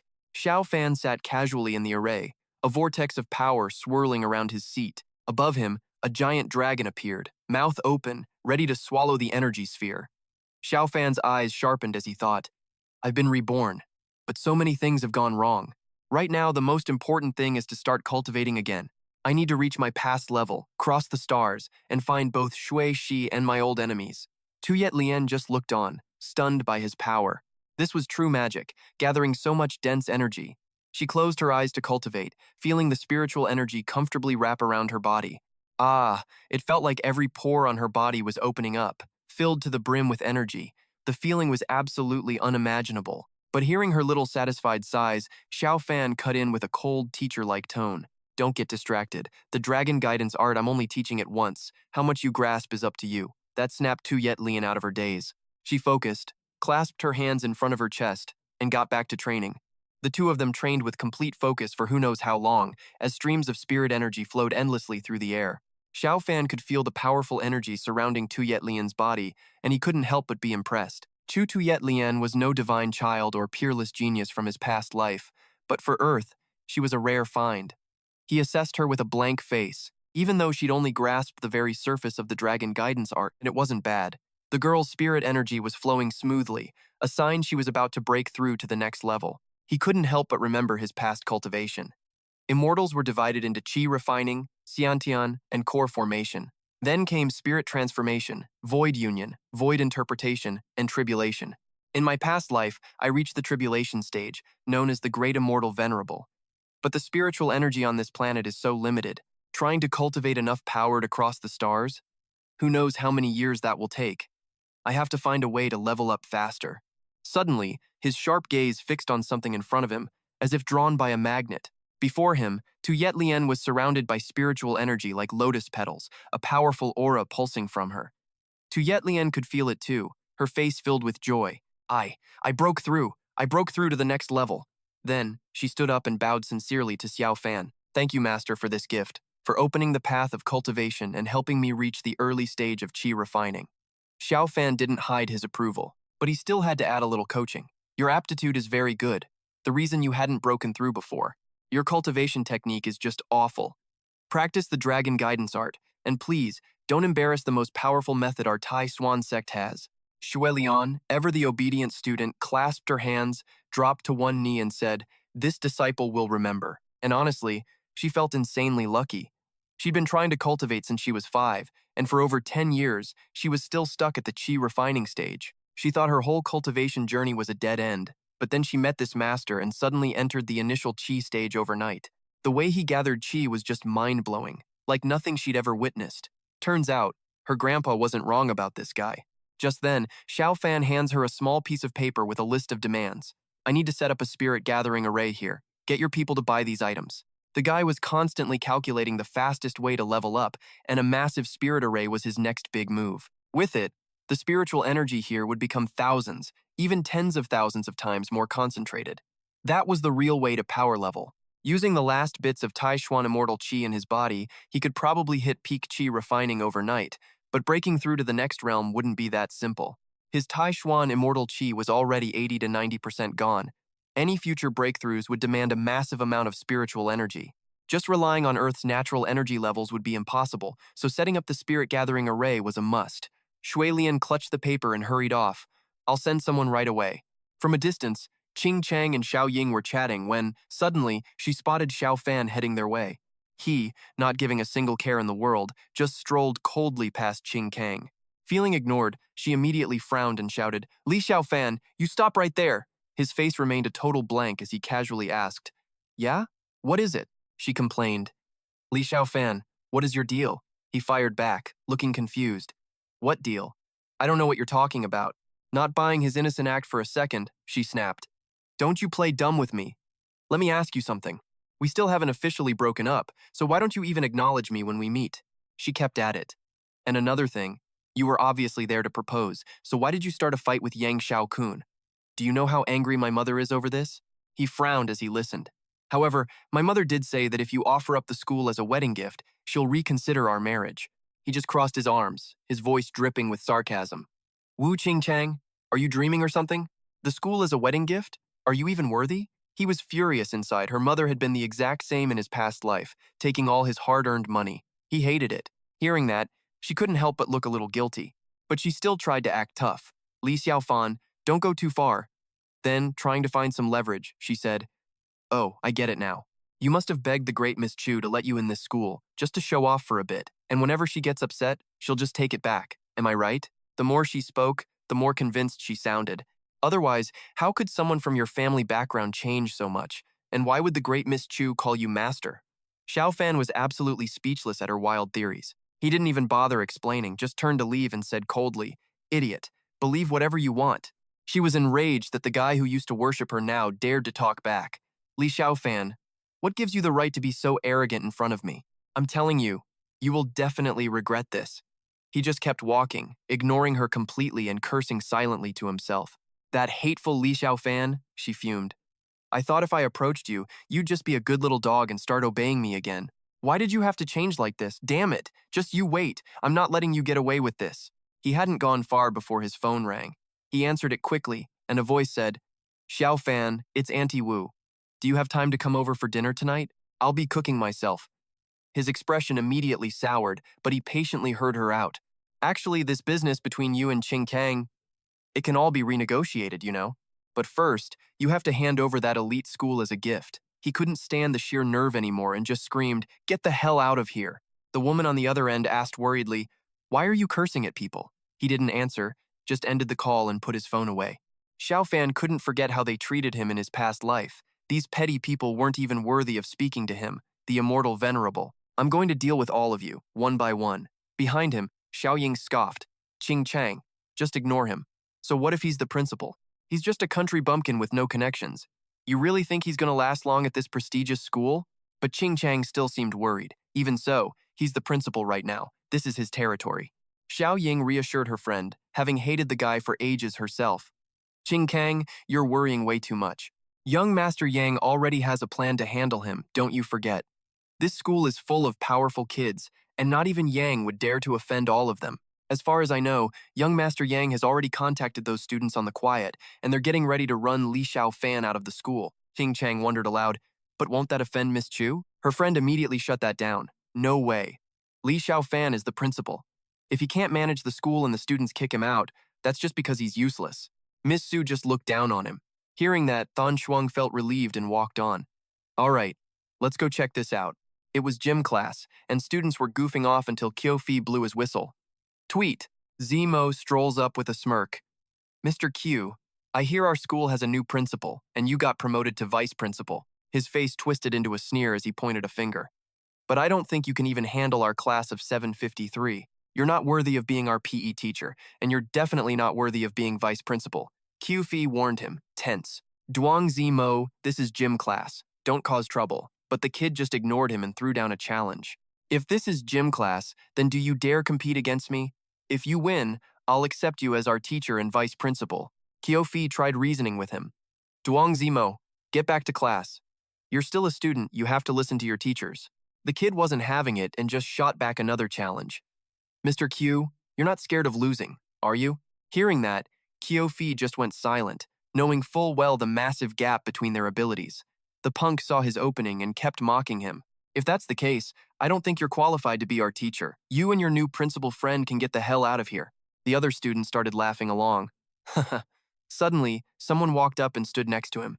Tufan put a hand on Qiufi's shoulder, his eyes blazing. So, what does it take to be qualified as your PE teacher? Zemo heard this, turned, and asked, You must be the new principal, right? He thumped his chest. Want to be our teacher? Simple. You have to beat me. Hearing that, Tufam's face went cold. He smirked and said, You? You're not even worth my time. Oh, now he's done it. The kid felt insulted and yelled, You dare look down on me? If you've got guts, let's fight. Whoever backs down is a coward. Tufam calmly replied, We can compete, but what happens when you lose? The kid raised a hand, supremely confident. I can't lose. If I do, I'll go to class obediently. But then he stepped forward, pointing at Tufam with a condition. If you lose, you have to get out of here immediately. Seeing things get serious, Qiufi grabbed Tufam's arm to stop him. Tufam, you need to think this through. Duang Zemo is the school's star athlete. Nobody here can beat him. He's even won provincial awards in some of his specialties. But Tufam just walked off with Zemo, calling back reassuringly, Trust me. Behind them, Hu Din was already sneering. Young Master Duang is so clever. Li Tufam totally fell for it. She crossed her arms, talking smugly to Thon Shuang. Just wait and see him get kicked out of school. Next up, it was Zemo's turn to compete. He made a big show of warming up right in front of Tufam, just to intimidate him. Hu Din curled her lip in disgust. Li Tufam daring to compete against Duang Zemo in his best event. What an idiot. She made sure to announce Zemo's achievements loudly for everyone to hear. Last year, at the National Student Javelin Competition, Duang Zemo's record was 76.74 meters. He can throw 74 meters. He won the championship in the provincial student competition. Li Tufam is just asking for a death sentence.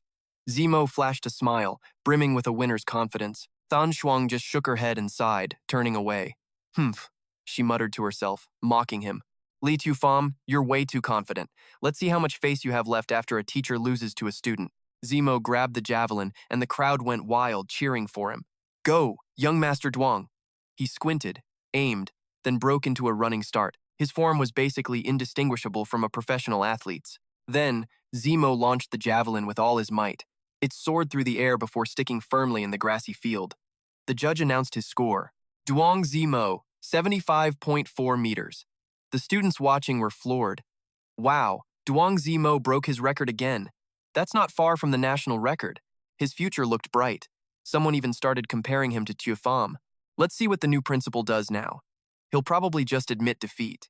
But Xiaofan just quietly picked up a javelin and walked onto the field, stopping at the line. When Xiaofan saw Xiaofan about to throw, he quickly shouted a reminder, Xiaofan, what are you doing standing there? You need a running start for the javelin, or you won't throw it very far. He just replied, it's fine. Xiaofan said calmly, not taking a running start is my way of giving him a handicap. Hearing this, the students looked at him with disbelief and contempt. How dare he say that? What a show-off. Just watch him fail spectacularly. This crowd had absolutely no intention of saving face for Xiaofan. Instead, they openly mocked him. I think he's been scared stupid. In this day and age, who pretends to be an idiot like him? Zemo scoffed. Humph, you're guaranteed to lose to me. What's the point of putting on a show? Ignoring all the taunts, Xiaofan just gently threw the javelin in his hand. The javelin left his hand and shot off like a bullet, then slammed into the field so hard the shaft was still vibrating violently. The judge took out a measuring tape, then his voice trembled as he announced the unbelievable result. 100.05 meters. Everyone was completely stunned by that score. How could this be? How did it go so incredibly far? Zemo gritted his teeth, refusing to accept it, as gasps echoed from the crowd.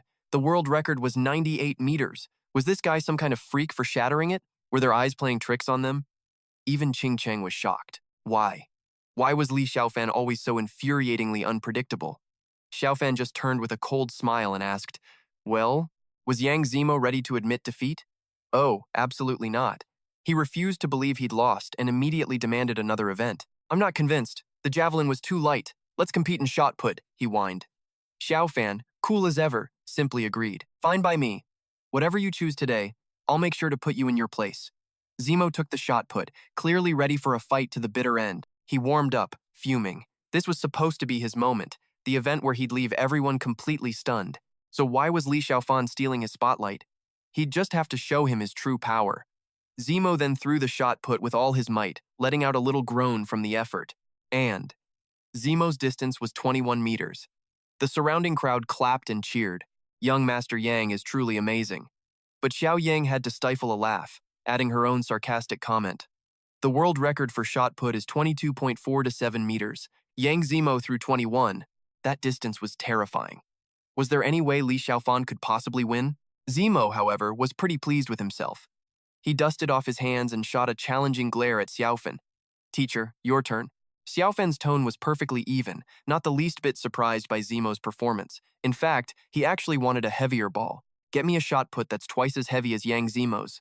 The other students just saw the request as a complete joke. Here we go again. Can he just stop showing off? Let's see him embarrass himself. This crowd was just hoping to see Xiaofan fail, practically wishing him bad luck. A shot put twice that weight could crush a person, but he gently lifted it with just one hand. He even juggled it a few times like it was a toy before launching the ball straight ahead. The ball shot out of his hand, moving at a speed the naked eye couldn't see, leaving only a streak of light behind it. With a massive boom, the ball slammed into the wall surrounding the school. Everyone stood stunned and silent, staring at Xiaofan's back. Zemo whispered, unable to believe it. Impossible. Just impossible. The others just stood there with their jaws wide open. His face went pale, covered in sweat, as he mumbled, how can anyone in the world throw a shot put like that? Is he even human? Xiaofan calmly turned to him again and asked, well? Zemo was ready to give in, but his stubbornness flared. I don't accept it, he yelled, demanding yet another challenge. If you've got the guts, let's go again in Taekwondo. If you win this time, I'll finally admit defeat. So, the crowd moved into the gymnasium. Zemo put on his Taekwondo uniform and raised a provocative fist. Well, Teacher Li, scared yet? I'll have you know, Taekwondo is my real specialty, he threatened, trying to sound intimidating. I didn't pick it before because I was afraid you'd lose face. It's too late for regrets now. But all this arrogant student got in reply was a long, tired sigh. That was it. This time, Xiaofan was determined to teach him a lesson he would never forget. He gathered energy around his hand. Watch closely. I'm going to teach you. Xiaofan's sharp, cold gaze made everyone shiver. What exactly was real martial arts? Xiaofan rushed towards Zemo. He moved like a bolt of lightning, stunning the kid. The speed was insane. In a single instant, Xiaofan landed a palm strike right on Zemo's chest. His only thought in that moment was that he couldn't react in time, and just like that, he went stiff and was sent flying. The burst of energy around Xiaofan's body slowly faded. Zemo flew a good distance before slamming into a table and finally stopping. He cried out in pain. Ugh! He lay dazed on the ground, his eyes wide open, just staring at the ceiling, as if he still couldn't accept what just happened. Witnessing this scene, the students were completely awestruck. What kind of technique was that? So powerful. It was at this moment that people finally started to believe in Xiaofan's abilities. Principal Li, you're so handsome. Someone in the crowd started to analyze the technique he'd just used. That's Tai Chi push hands, a seriously powerful Chinese martial art. The kid standing next to him was in total awe. I came here to see the principal make a fool of himself, and now I'm a complete fan. Xiaofan stood with his arms crossed, looking at Zemo's pathetic state, and spoke in a cold voice. Well, young Zemo, is there anything else you have to say now? He was completely defeated. Teacher Li, this time, I truly and completely admit defeat. Zemo actually laughed, took off his helmet, and sat up, closing his eyes to make a firm decision. Young Zemo is a man of his word, he announced. From now on, I'll go to class and listen quietly, and I won't cause any more trouble for the teachers. Xiaofan nodded with satisfaction. Now that's what a student is supposed to sound like. The competition was over, and the crowd began to disperse. Suddenly, Zemo bit his lip, hesitating as if he had something more to say. He then turned back to look at Xiaofan and offered a warning. But, teacher, you need to be careful. Yang Xiaokun and Su Minghao were the ones who put me up to all this. Yang Xiaokun is a treacherous guy who loves to play dirty tricks. But Xiaofan's attitude remained calm. He even let out a little smirk. Yang Xiaokun again. He wasn't bothered by this at all and just told Zemo to pass on a message. Zemo, go tell Su Minghao to get himself to class, or he'll have to face the consequences himself. Looking at how incredibly chill Xiaofan was about all this, Zemo started to feel genuinely worried for the guy. Teacher Su Mingze is basically the final boss of this school. You can't mess with him. If you ask me, just drop it. He was referring to the scary reputation of Xiaofan's enemies. Besides, Su Mingze's family is crazy powerful. Even the school administration couldn't touch him back in the day. Xiaofan just offered up a calm, ridiculously confident smile. Then he repeated his warning for good measure. This school isn't some kingdom for a student to rule. Just do what I said and let him know. Got it? Seeing that Xiaofan was completely unfazed, Zemo gave up trying to talk sense into him, bowed his head and said, Understood, sir. Watching this whole exchange, Qing Chang, who was sitting in the stands, leaned over to whisper to her best friend. Hu Din, I don't think we can ever really go up against Li Xiaofan, she said, finally admitting what she was feeling. I don't know why, but it feels like he's just getting further and further ahead of us. Eventually, we'll only be able to watch him from a distance. Hu Din, however, just gritted her teeth and started cursing Zemo under her breath. Useless. Absolutely useless. Young Master Duong found a total nobody to deal with Li Xiaofan. Outside Xiaofan's apartment, Li Ba ordered a crew to unload some packages and bring everything inside. Then, he turned around with a boot-licking smile. Mr. Li, Miss Chu, here are the ingredients you asked for. I had to turn the entire city upside down to get all this. After patting himself on the back, Li Ba suddenly got all awkward and scratched his head. It's just. We're missing one herb, Dragon's Repose. I've asked everywhere, but no one has it. At this, Shui Lian frowned, clearly not pleased. What kind of sloppy work is this? If you can't find it here, didn't you think to check another province? Xiaofan stepped in to explain, hey, this isn't his fault. Dragon's Repose is a 1,000-year-old spirit plant. It's also called dark qilin wood. It has to be buried for like 10,000 years just to form, and the conditions are super strict. Normal people aren't just going to find it lying around. Shui Lian thought for a moment. I've never heard of Dragon's Repose, but dark qilin wood, that sounds kind of familiar. Suddenly, a light bulb went off, and she rushed to tell Xiaofan, Teacher, I remember now. Remember that auction I mentioned to you? If I recall correctly, dark qilin wood was one of the items up for auction that day. The moment Xiaofan realized the item would be there, his mind was made up. It looked like this was an auction he couldn't miss. Not only were there magical treasures, but there was also the incredibly rare Dragon's Repose. He let out a small smirk. In his past life, he thought Earth was simple, but turns out it's getting more and more interesting. The next day, the car carrying Li Xiaofan pulled up in front of a tall building. He casually stepped out of the vehicle, where Li Ba was already waiting for him. Seeing Xiaofan arrive, he quickly filled him in. Mr. Li, something came up with the Chu family. Miss Chu was called home urgently and can't make it tonight. She asked me to apologize to you. Also, she transferred 100 million to your account, so please bid on whatever you'd like. Xiaofan wasn't too bothered about her not showing up and just calmly replied, "It's fine. If Chu Suilian runs into any trouble, make sure to find me. After all, she is my official student." He was a little worried. Knowing her personality, the Chu family must be in deep trouble for her to leave so suddenly. Hearing that, Li Ba bowed deeply in thanks. "Thank you, Mr. Li. With your words, I'm sure Miss Chu will feel much better." Inside the main hall of the building, a crowd of high society types had already gathered, all dressed in flashy clothes and dripping with expensive brands. Xiaofan walked in, scanned the room, and thought to himself, "Are there really magical artifacts here?" Suddenly, Xiaofan noticed three guys he knew, Xiao Kun, Qing Yang, and Song Zhang, who was rocking a cast on his leg, chatting not too far away. Xiao Kun was theatrically expressing his outrage over Song Zhang's injury. "Young master, Song Zhang, so that guy ruined your plan, left you on a cliff, and got your leg broken, and it's still not healed? That kid has some serious nerve, daring to mess with a big shot like you."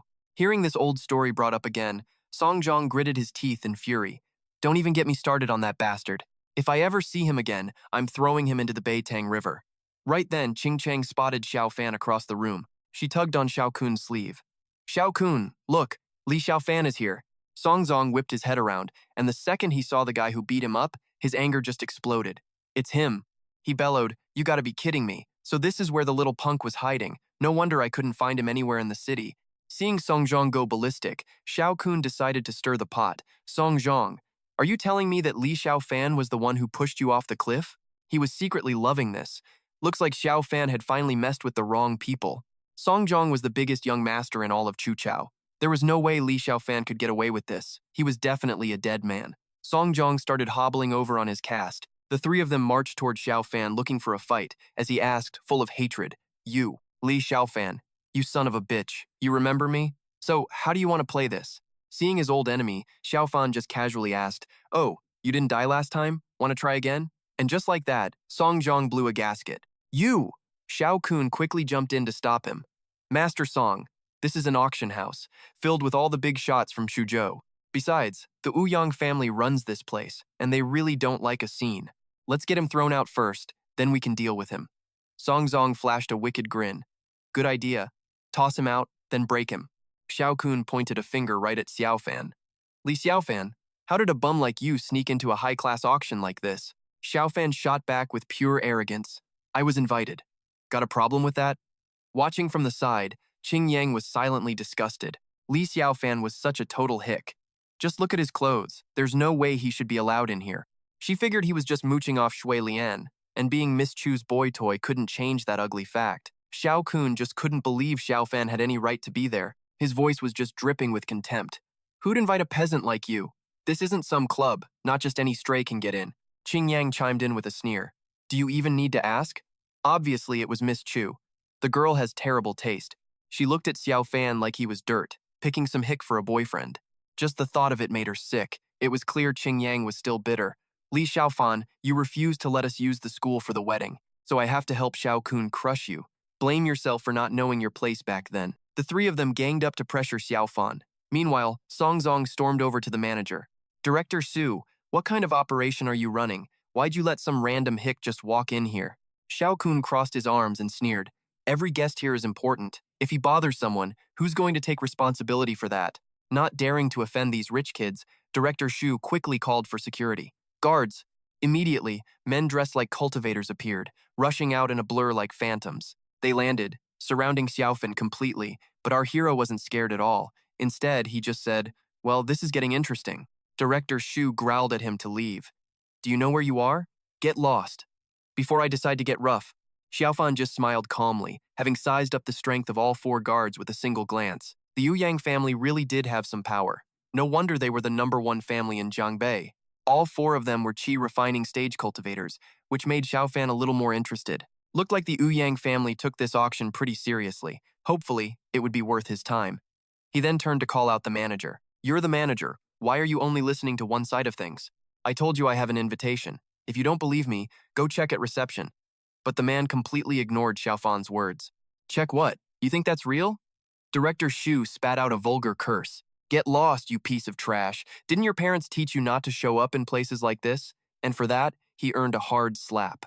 A single strike sent Director Xu's glasses flying, his face contorting with absolute fury. Xiaofan's voice was a low warning. You shouldn't curse people in front of me, especially not my parents. He immediately pointed at the guards and screamed, What are you standing there for? Get him! Cut him down for me! Xiao Kun crossed his arms, gloating. This kid is so screwed. This is Ouyang territory. Song Zhong smugly agreed. Starting trouble here is a death wish. Qing Yang just had to add her 2 cents. He has no idea how powerful this auction is. Thinks he can act tough like at some club. The 4 guards charged Xiaofan, all shouting at once. As they rushed him, he just let out a cold, unimpressed snort.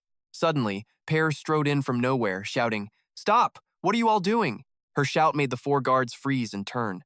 Director Xu recognized her and immediately ran over, groveling and complaining. Director Ouyang, hello, this hick is causing trouble and he even hit me, he whined, showing off his swollen face for sympathy. Look, my face is all swollen up. I already ordered them to teach him a lesson. Without hesitating, Pear slapped him again, her voice furious. Who the hell do you think you are, being so rude to an honored guest? She then walked straight over to Xiaofan, her tone completely gentle. Mr. Li, I haven't been able to contact you since you saved me. She stopped in front of him, overjoyed. I never thought I'd see you here. This is amazing. Song Zhong, seeing things weren't going his way, decided to speak up. Ouyang Borni, you're from a minor branch of the Ouyang family. You dare meddle in Tong Trong's business? She stared him down, her tone ice cold. Listen here, Tong Trong. Today, I am the Ouyang family's official envoy for this auction. If you don't want to get thrown out, you'll shut your mouth. And as for that other day, I'll be getting justice sooner or later. Just you wait. Tong Trong seethed internally but didn't dare talk back, resorting to a pathetic mumble. What's the big deal? A little branch of the Ouyang family acting so high and mighty. How long do you plan to borrow the family's prestige? Sooner or later, you'll submit to me, Tong Trong. Ignoring him completely, Borni turned to ask Xiaofan's opinion. Mr. Li, what do you think we should do with these blind fools? Director Tu realized she meant him, a wave of pain and fear washing over him. Without a word, the kid walked over and delivered one swift, powerful kick, sending the man to his knees, screaming his lungs out. Arg! The cultivators who witnessed the act couldn't help but gasp, their heads swimming with confusion. His leg was broken. Tong Trong, Thiu Hon, and Thang Sung were all stunned, a fearful question on their minds. Is he really that vicious? Borni smiled as if nothing had happened, gesturing politely. The auction is being held inside. I'll go in with you. Don't let these lowlifes spoil the view. She linked arms with Xiaofan, an indescribable feeling in her heart, never expecting to see him again. Just being next to him gave her an incredible sense of safety and comfort. From behind, Thon Dung stared daggers at the pair's backs, cursing under his breath. Damn you, Li Taixuan.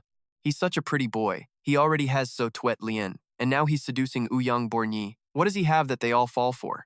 Arm in arm with Xiaofan, Borni calmly walked off, ready to enter the auction room.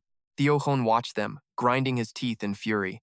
Is Li Taixuan just ridiculously lucky with women? Everywhere he went, beautiful women stood up for him, and these two were even more gorgeous than Ingo Than Sheng. Suddenly, a loud shout stopped them in their tracks. It was Tuet Fong, striding aggressively through the crowd, which automatically parted to let him through. Seeing that furious expression, Thiu Hon immediately spotted his chance for revenge. He smirked, thrilled. Young Master So is here too. This is perfect. The angrier Tuet Fong got, the more certain Thiu Hon became. Now that little punk is gonna get it. I bet he won't walk out of here today, Thiu Hon thought, a dark expression on his face. So Tuet Fong and So Tuet Lin were the 3rd generation of the So family. He joined the army at 18, quickly rising to captain, and rumor had it he was a reserve for the elite Kang Long unit. Thinking of Tuet Fong's brutal training, his mind began scheming. You had to know, the Kang Long unit was selected from thousands upon thousands of soldiers. They were all elite. A normal person couldn't dream of getting in. He was a top-tier special forces soldier, simple as that. Thiu Hon ran through the powerful families, comparing them. In Se Chao, they were basically gods. Right now, only guys like So Tuet Fong and Tong Trong were considered elites, and thanks to his family, So Tuet Fong was a clear step above Tong Trong. All of a sudden, an old memory flashed in his mind. So Tuet Fong had been pursuing Ouyang Borni for a long time. 6 months ago, some other rich kid had tried to court her too. He could still picture the guy's pathetic state. So Tuet Fong beat him so badly he was bedridden for half a year. Thieu Khon smiled slyly, filled with a secret sadistic glee. Li Taixuan is so unlucky.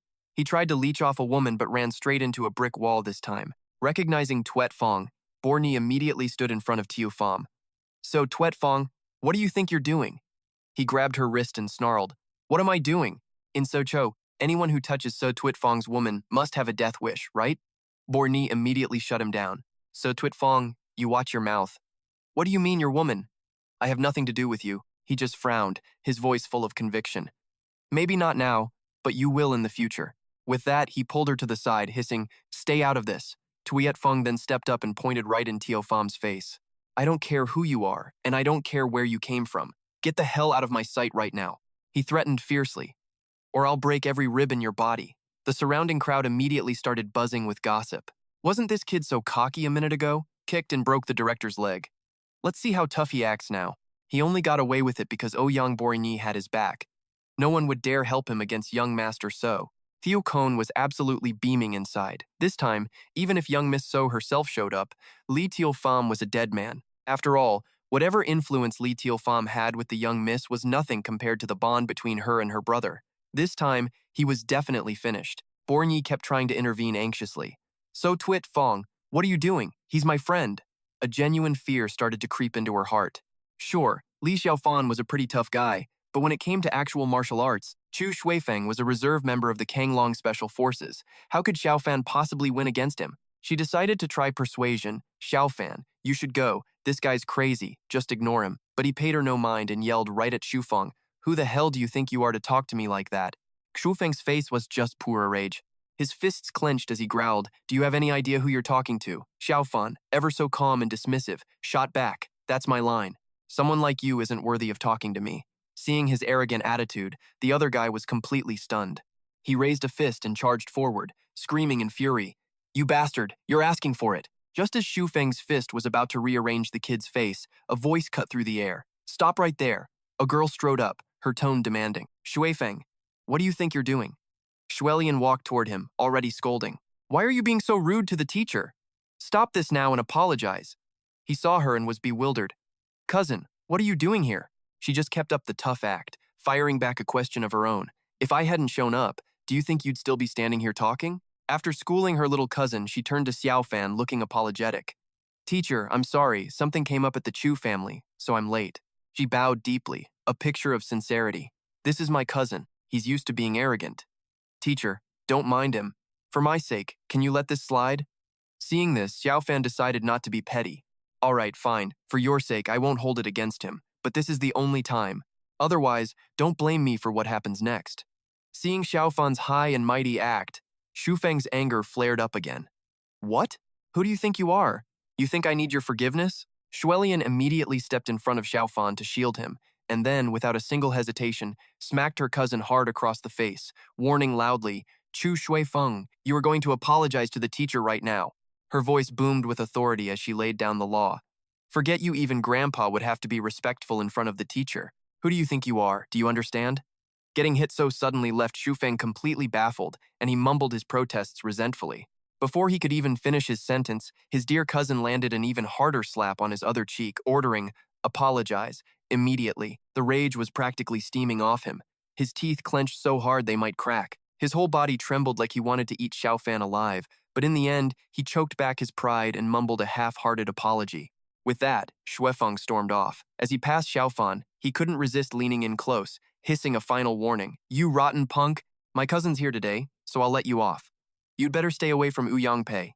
Otherwise, don't blame me for being ruthless. Xiaofan just gave him a contemptuous glance, completely unfazed. Yeah, let's see what you can actually do to me. Seeing the situation was handled, Shuelian gratefully clasped her hands. Thank you, teacher, for your mercy. Xiaofan, not bothered at all, just gave a short, it's fine, and turned to leave. But she suddenly called out, Teacher, please wait a moment.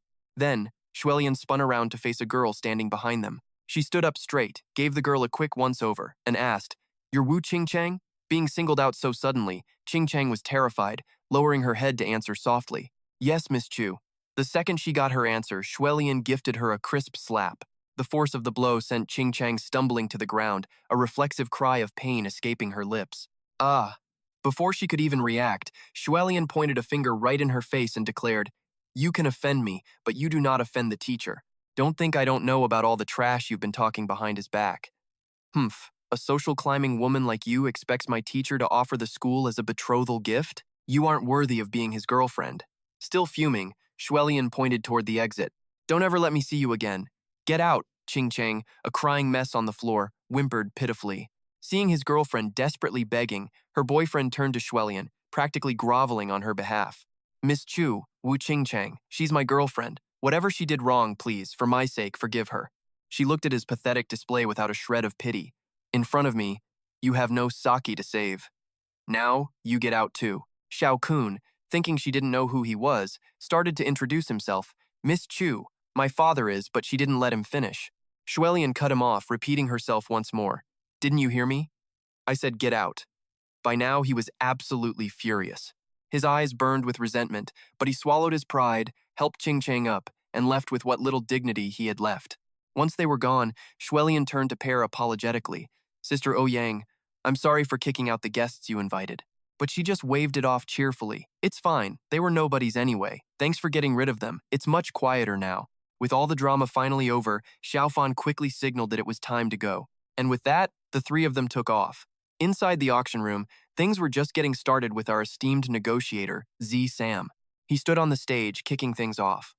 "Ladies and gentlemen, first let me be clear about one thing. This bronze basin has a mysterious origin. A whole lot of experts have looked it over, and nobody can tell if it's real or fake." He even added, "And nope, I can't guarantee it's authentic either." This, of course, got the bidders whispering amongst themselves. "Huh? Is this a joke? Then why are you auctioning it?"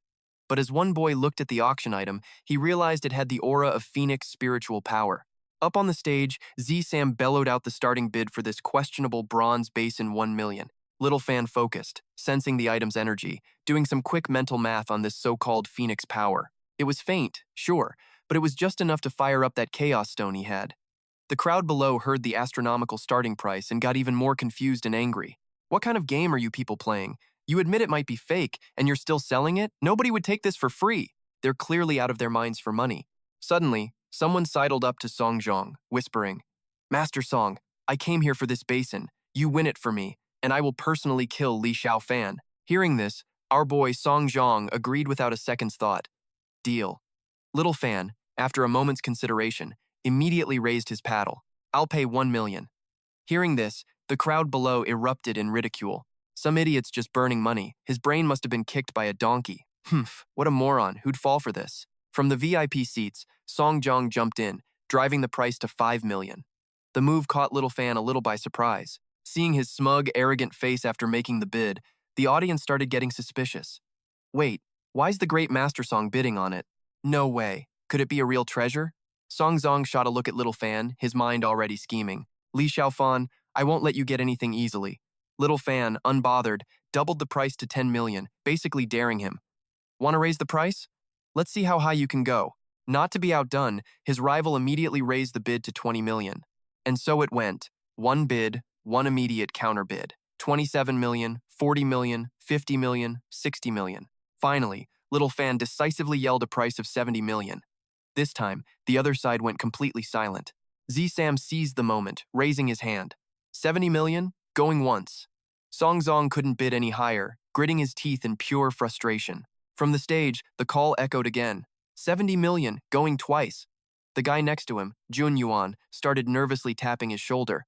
"Master Song," he shoved the hand away, snapping back. "Don't worry, the guy we're up against is Li Xiaofan. I guarantee, once we take care of him, that bronze basin will be all yours." The final call rang out 70 million, going 3 times. A thought suddenly sparked in Song Zong's mind. He let out a little smirk.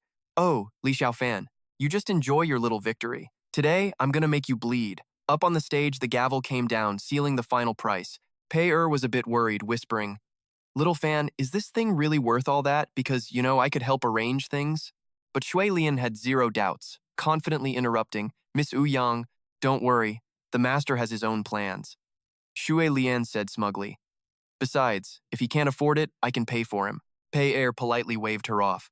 "This is my family's turf, after all. How could I let you spend your money? Just let me pay.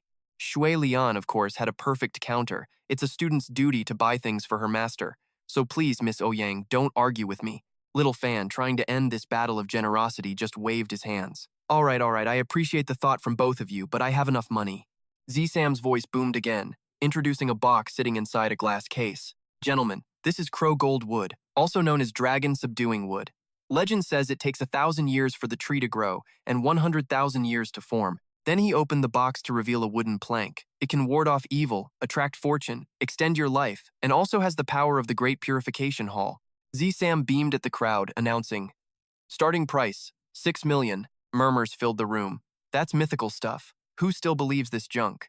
Then again, the Ouyang family is hosting this, so maybe there's something to it. I'll just watch, I'm not sure this is worth it." And then Little Fan once again raised his paddle and said, 100 million. The entire room whipped around to stare at him, absolutely floored. Holy crap, he bid 100 million. Did I hear that right? Why is it him again? Does this guy just have money to burn? Song Zong scrambled to raise his own paddle, shouting, 200 million! He shot a look at Little Fan, thinking, you annoying pest, Li Xiaofan. I'll just keep raising the price till you're broke. But Little Fan just crossed his arms, looking pleased as punch, and sat perfectly still, showing no signs of bidding again. Z-Sam began the count. 200 million. Going once. Song Zong panicked, thinking, what? Why isn't he raising the bid? Z-Sam's voice continued. 200 million, going twice. Shui Lian covered her mouth and whispered to him, Master, I thought our target this time was the crow gold wood model. Why would you let Tong Zhong buy it? If you're short on cash, the old man bellowed one last time. 200 million, third call. But our hero calmly reassured them. Don't worry, I've got a plan. Sam slammed the gavel, shouting, sold. In a fancy high-rise, Shui Lian and Bei Ni trailed after Xiaofan. All he could think about was rushing home to use his copper basin, activate the Chaos Stone, and get his lost Tai Xuan Chi back. So, with a little wave, Xiaofan tried to say his goodbyes. Don't follow me anymore. I can get home myself. The two of them just stared at each other, completely baffled. Shui Lian didn't get the rush, but she went along with it anyway. And so, at a European-style house not too far away, he pushed open the door and walked inside. I was actually planning on finding you. Just then, the door swung shut all by itself. Xiaofan politely hung his coat on the rack and continued, I didn't expect you to come here yourself. You're quite enlightened. Hearing this, Tong Zhong just screamed Li Xiaofan's name. There he was, sitting on the sofa with one leg all bandaged up. I've been waiting here all day for you to finally get back. He pointed a piece of wood right at him, whining. You made me waste 200 million on a log. With that, he tossed the wood onto the floor. Tong Zhong then hobbled over on his cane, looking menacing.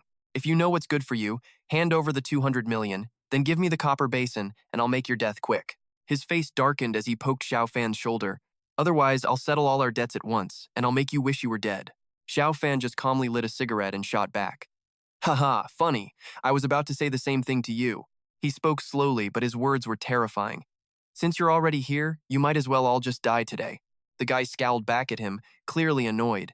You're choosing the hard way, huh? Where do you get off being so confident? Junyuan stepped forward from behind. So you're Li Xiaofan. Remember the assassin who killed Chu Tianzheng? Our boy put on a stone-cold face and dropped a bomb. Insignificant little nobodies aren't worth remembering. The guy pointed a finger and yelled, That was my brother!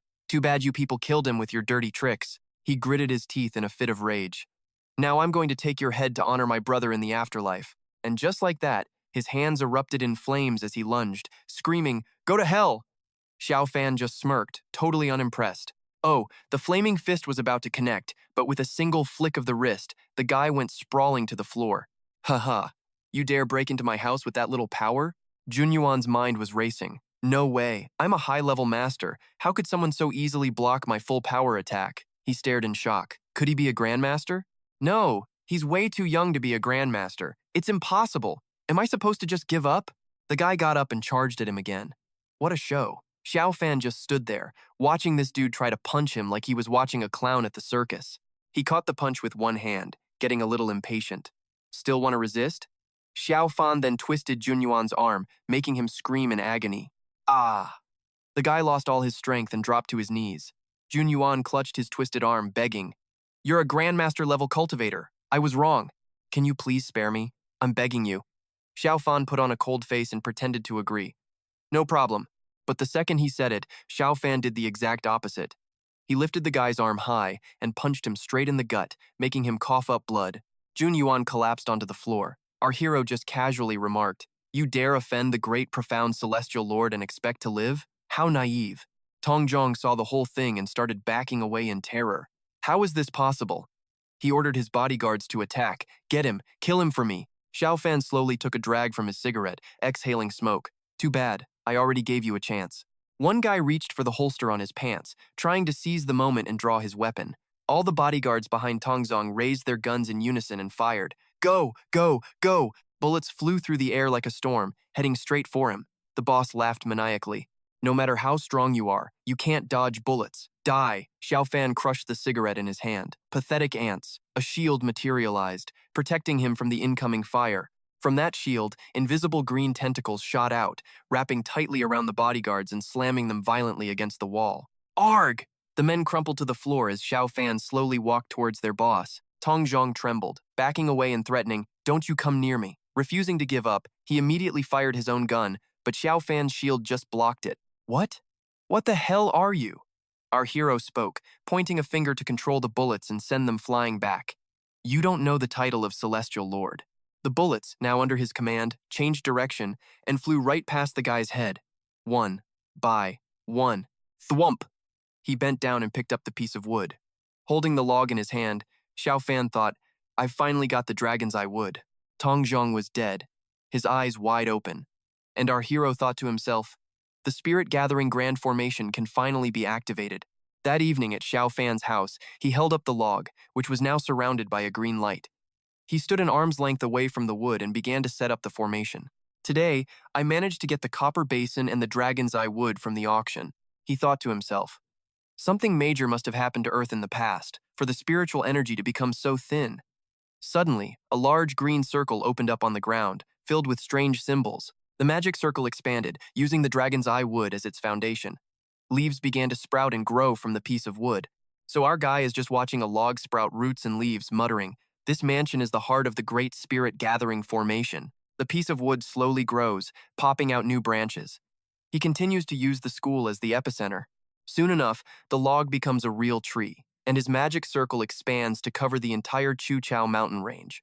Xiaofan keeps on chanting, and just like that, the mountains, and even half the spirit energy in Jiangnan, starts getting vacuumed over here. Suddenly, streams of energy gather in the sky, bursting into a brilliant purple light. He monologues that it's a shame the gemstone Chu Suelian found for him, a masterpiece on Earth, is just way too mediocre for him. The energy fades, revealing a star-shaped magic circle, and just like that, he appears in a flash from a distance. He stands on a rock, complaining, "I can't set up a higher-level formation right now, so I'll have to settle for this blessed land." Streams of energy are whizzing just inches below the rock he's on. Still, if a normal person lived here, they could easily kick back and live to be 150. Xiaofan just watches them, totally unfazed. This is just the effect of a blessed grotto. Apparently every sect in the cultivation world has one. With that done, he heads back home and steps inside. He lifts a hand and snaps his fingers, and the guards he knocked out burst into green flames. For offending this venerable immortal, vanish from this world. He walks right past the burning bodies. It was time to activate the Chaos Sky Stone. In Xiaofan's hand is a small rock, the Chaos Sky Stone, which is a type of innate divine stone. Turns out, it's only really effective for beginner-level users. He clenches his fist in front of a glowing basin, recalling how in his past life he only got this stone after becoming a great heavenly venerate, so he never used it to train. He drops the stone into the basin, explaining that inside it contains innate divine power.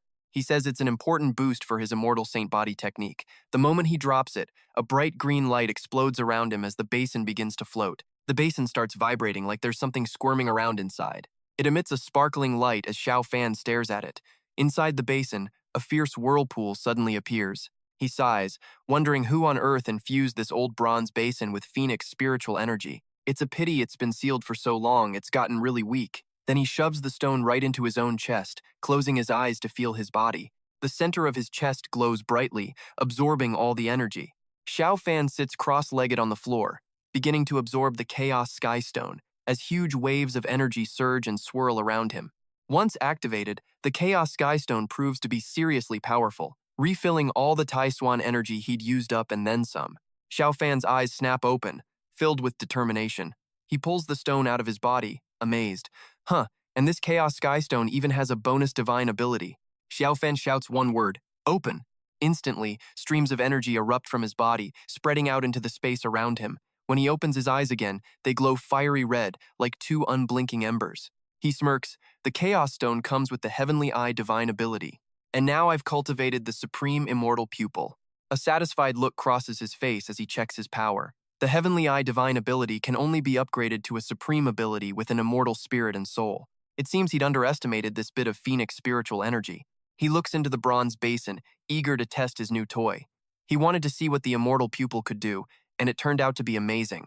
The bronze basin shakes violently, like it's trying to contain some terrifying power.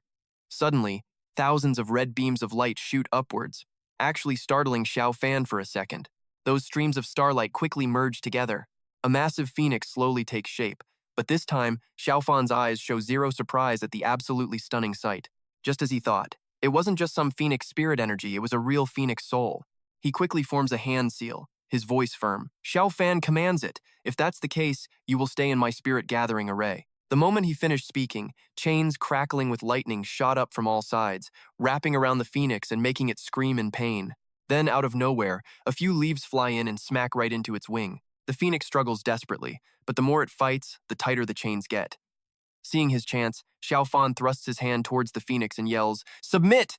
His voice booms with power. To me! With that, a giant hand made of pure magic slams down, crushing the phoenix to the ground. He watches as a creature as powerful as a phoenix has to struggle against this crushing force, and Xiaofan arrogantly says, "Even if you are the soul of a phoenix, you cannot resist my Tai Xuan energy." And with that, it flies out the front door. The phoenix flew right over to the dragonwood tree and landed on a branch. Xiaofan stared it down, his tone basically an order. "All right, you're going to be a good little spirit battery for me and gather energy from all over. Help me level up. After I break through to the immortal realm, I'll take you with me." The phoenix, apparently getting the gist, nodded and chirped twice, which seemed to mean deal. Chi-Chi. Xiaofan gave a little nod. "Go on, I'm not going to cage you. But you can only hang around the Chu Prefecture mountain range." In a flash, the phoenix took off, soaring into the sky under the bright moonlight. Xiaofan watched its silhouette, lost in thought. The phoenix helping the dragonwood tree basically made them the living spirit of the array. The spirit gathering array was complete, the kind of setup every formation master dreams of. But a giant flaming bird is kinda hard to miss, and someone quickly spotted it. A little kid pointed up at the sky and yelled, "Mom, look, there's a phoenix up there," as someone else scrambled to record it on their phone. Oh my god, it's a good omen. The image of a glowing phoenix spreading its wings against the night sky was seriously breathtaking. Everyone was just stunned by this crazy rare sight. Was that really a legendary phoenix? The Chu Prefecture mountains were showing off their spiritual power. Xiaofan closed his eyes to focus, the corners of his eyes glowing like burning embers. In the dead silence of the night, he shouted one thing. "Supreme immortal vision! Ha!" The words barely left his mouth, and he was suddenly remote viewing a scene far away. A bunch of bodyguards were unloading their guns at a man, but an energy shield blocked every single shot, protecting the boss. Inside Xiaofan's mind, thousands of starlights were swirling around non-stop. He frowned, sensing the Chu family was in danger. Suddenly, the sound of rushed footsteps echoed from outside. The sharp click of high heels on stone echoed closer and closer. Xiaofan's eyes snapped open in surprise as Xuelian pushed the door open to his room. She clasped her hands and bowed, her voice full of respect. Disciple Chu Xuelian greets the master. Xiaofan slowly stood up and said casually, "Let's go." Xuelian was a little baffled, since she hadn't even said anything yet. "Master?" He just casually grabbed his jacket. Zhang Yi spoke up. "The Chu family helped me out. Now that they're in trouble, it's only right that I help them." Hearing this, Xuelian bowed deeply. "Thank you, master." Watching his retreating back, her heart swelled with admiration. The master is always so hard to read, she thought. I can't believe he already knew why I came. A black car sped off into the night. In the car, Xuelian started explaining the whole messy history between the two families. Master, the Ni, and Chu families in Jiangbei have never seen eye to eye. There's been constant conflict over business for years. Her gentle and clear voice recounted every single stage of their rivalry. One time, the Nie family attacked an important Chu family shipment, and my younger brother ended up killing the head of the Nie family. From then on, the bad blood got way worse. The Nai family has sent assassins after my grandfather many times. That poisoner we met before? That was one of theirs. Xiaofan listened quietly to every detail. A few years later, the other side learned some new skills somewhere and came back for revenge against my grandfather. The incident he'd just witnessed through his supreme immortal vision was now being reported to him by Xuelian. Even though the Chu family had used their most elite security forces, they couldn't stop the guy. Apparently, not even bullets could hurt him, and the bodyguards were brutally injured. From her story, Xiaofan silently put the pieces together. That sallow-faced guy with Song Zhong said the attacker was his brother, which meant that guy was probably sent by the Nie family too. As he was thinking, he recalled that he'd already taken care of the trash talkers who started that particular mess. Xuelian worriedly recalled the earlier incident. If the martial police hadn't heard the news and rushed over, she was afraid her grandfather would have died right then and there. She paused, then continued. After that, both sides agreed to a final showdown today. Now Xuelian finally got to the reason she came to see Xiaofan today. Her grandfather admitted he was no match for that person. That's why he sent Xuelian to ask the master for help. He didn't answer right away, just calculated in his head. There couldn't be many people on Earth who could block bullets. This was a perfect opportunity to confirm it, and while he was at it, gauge the power level of the so-called masters on Earth. After a moment, Xiaofan finally spoke up. No problem. I'll go meet these people. Getting a confident answer from him, Xuelian beamed with joy. With the master here, the Chu family is safe. They arrived at a quiet forest in the suburbs. Among the vast greenery, the bright red roof tiles of a mansion appeared. This was the grand and magnificent Chu family villa. The large gate was already open. Xuelian took a step forward and gestured gently with her hand.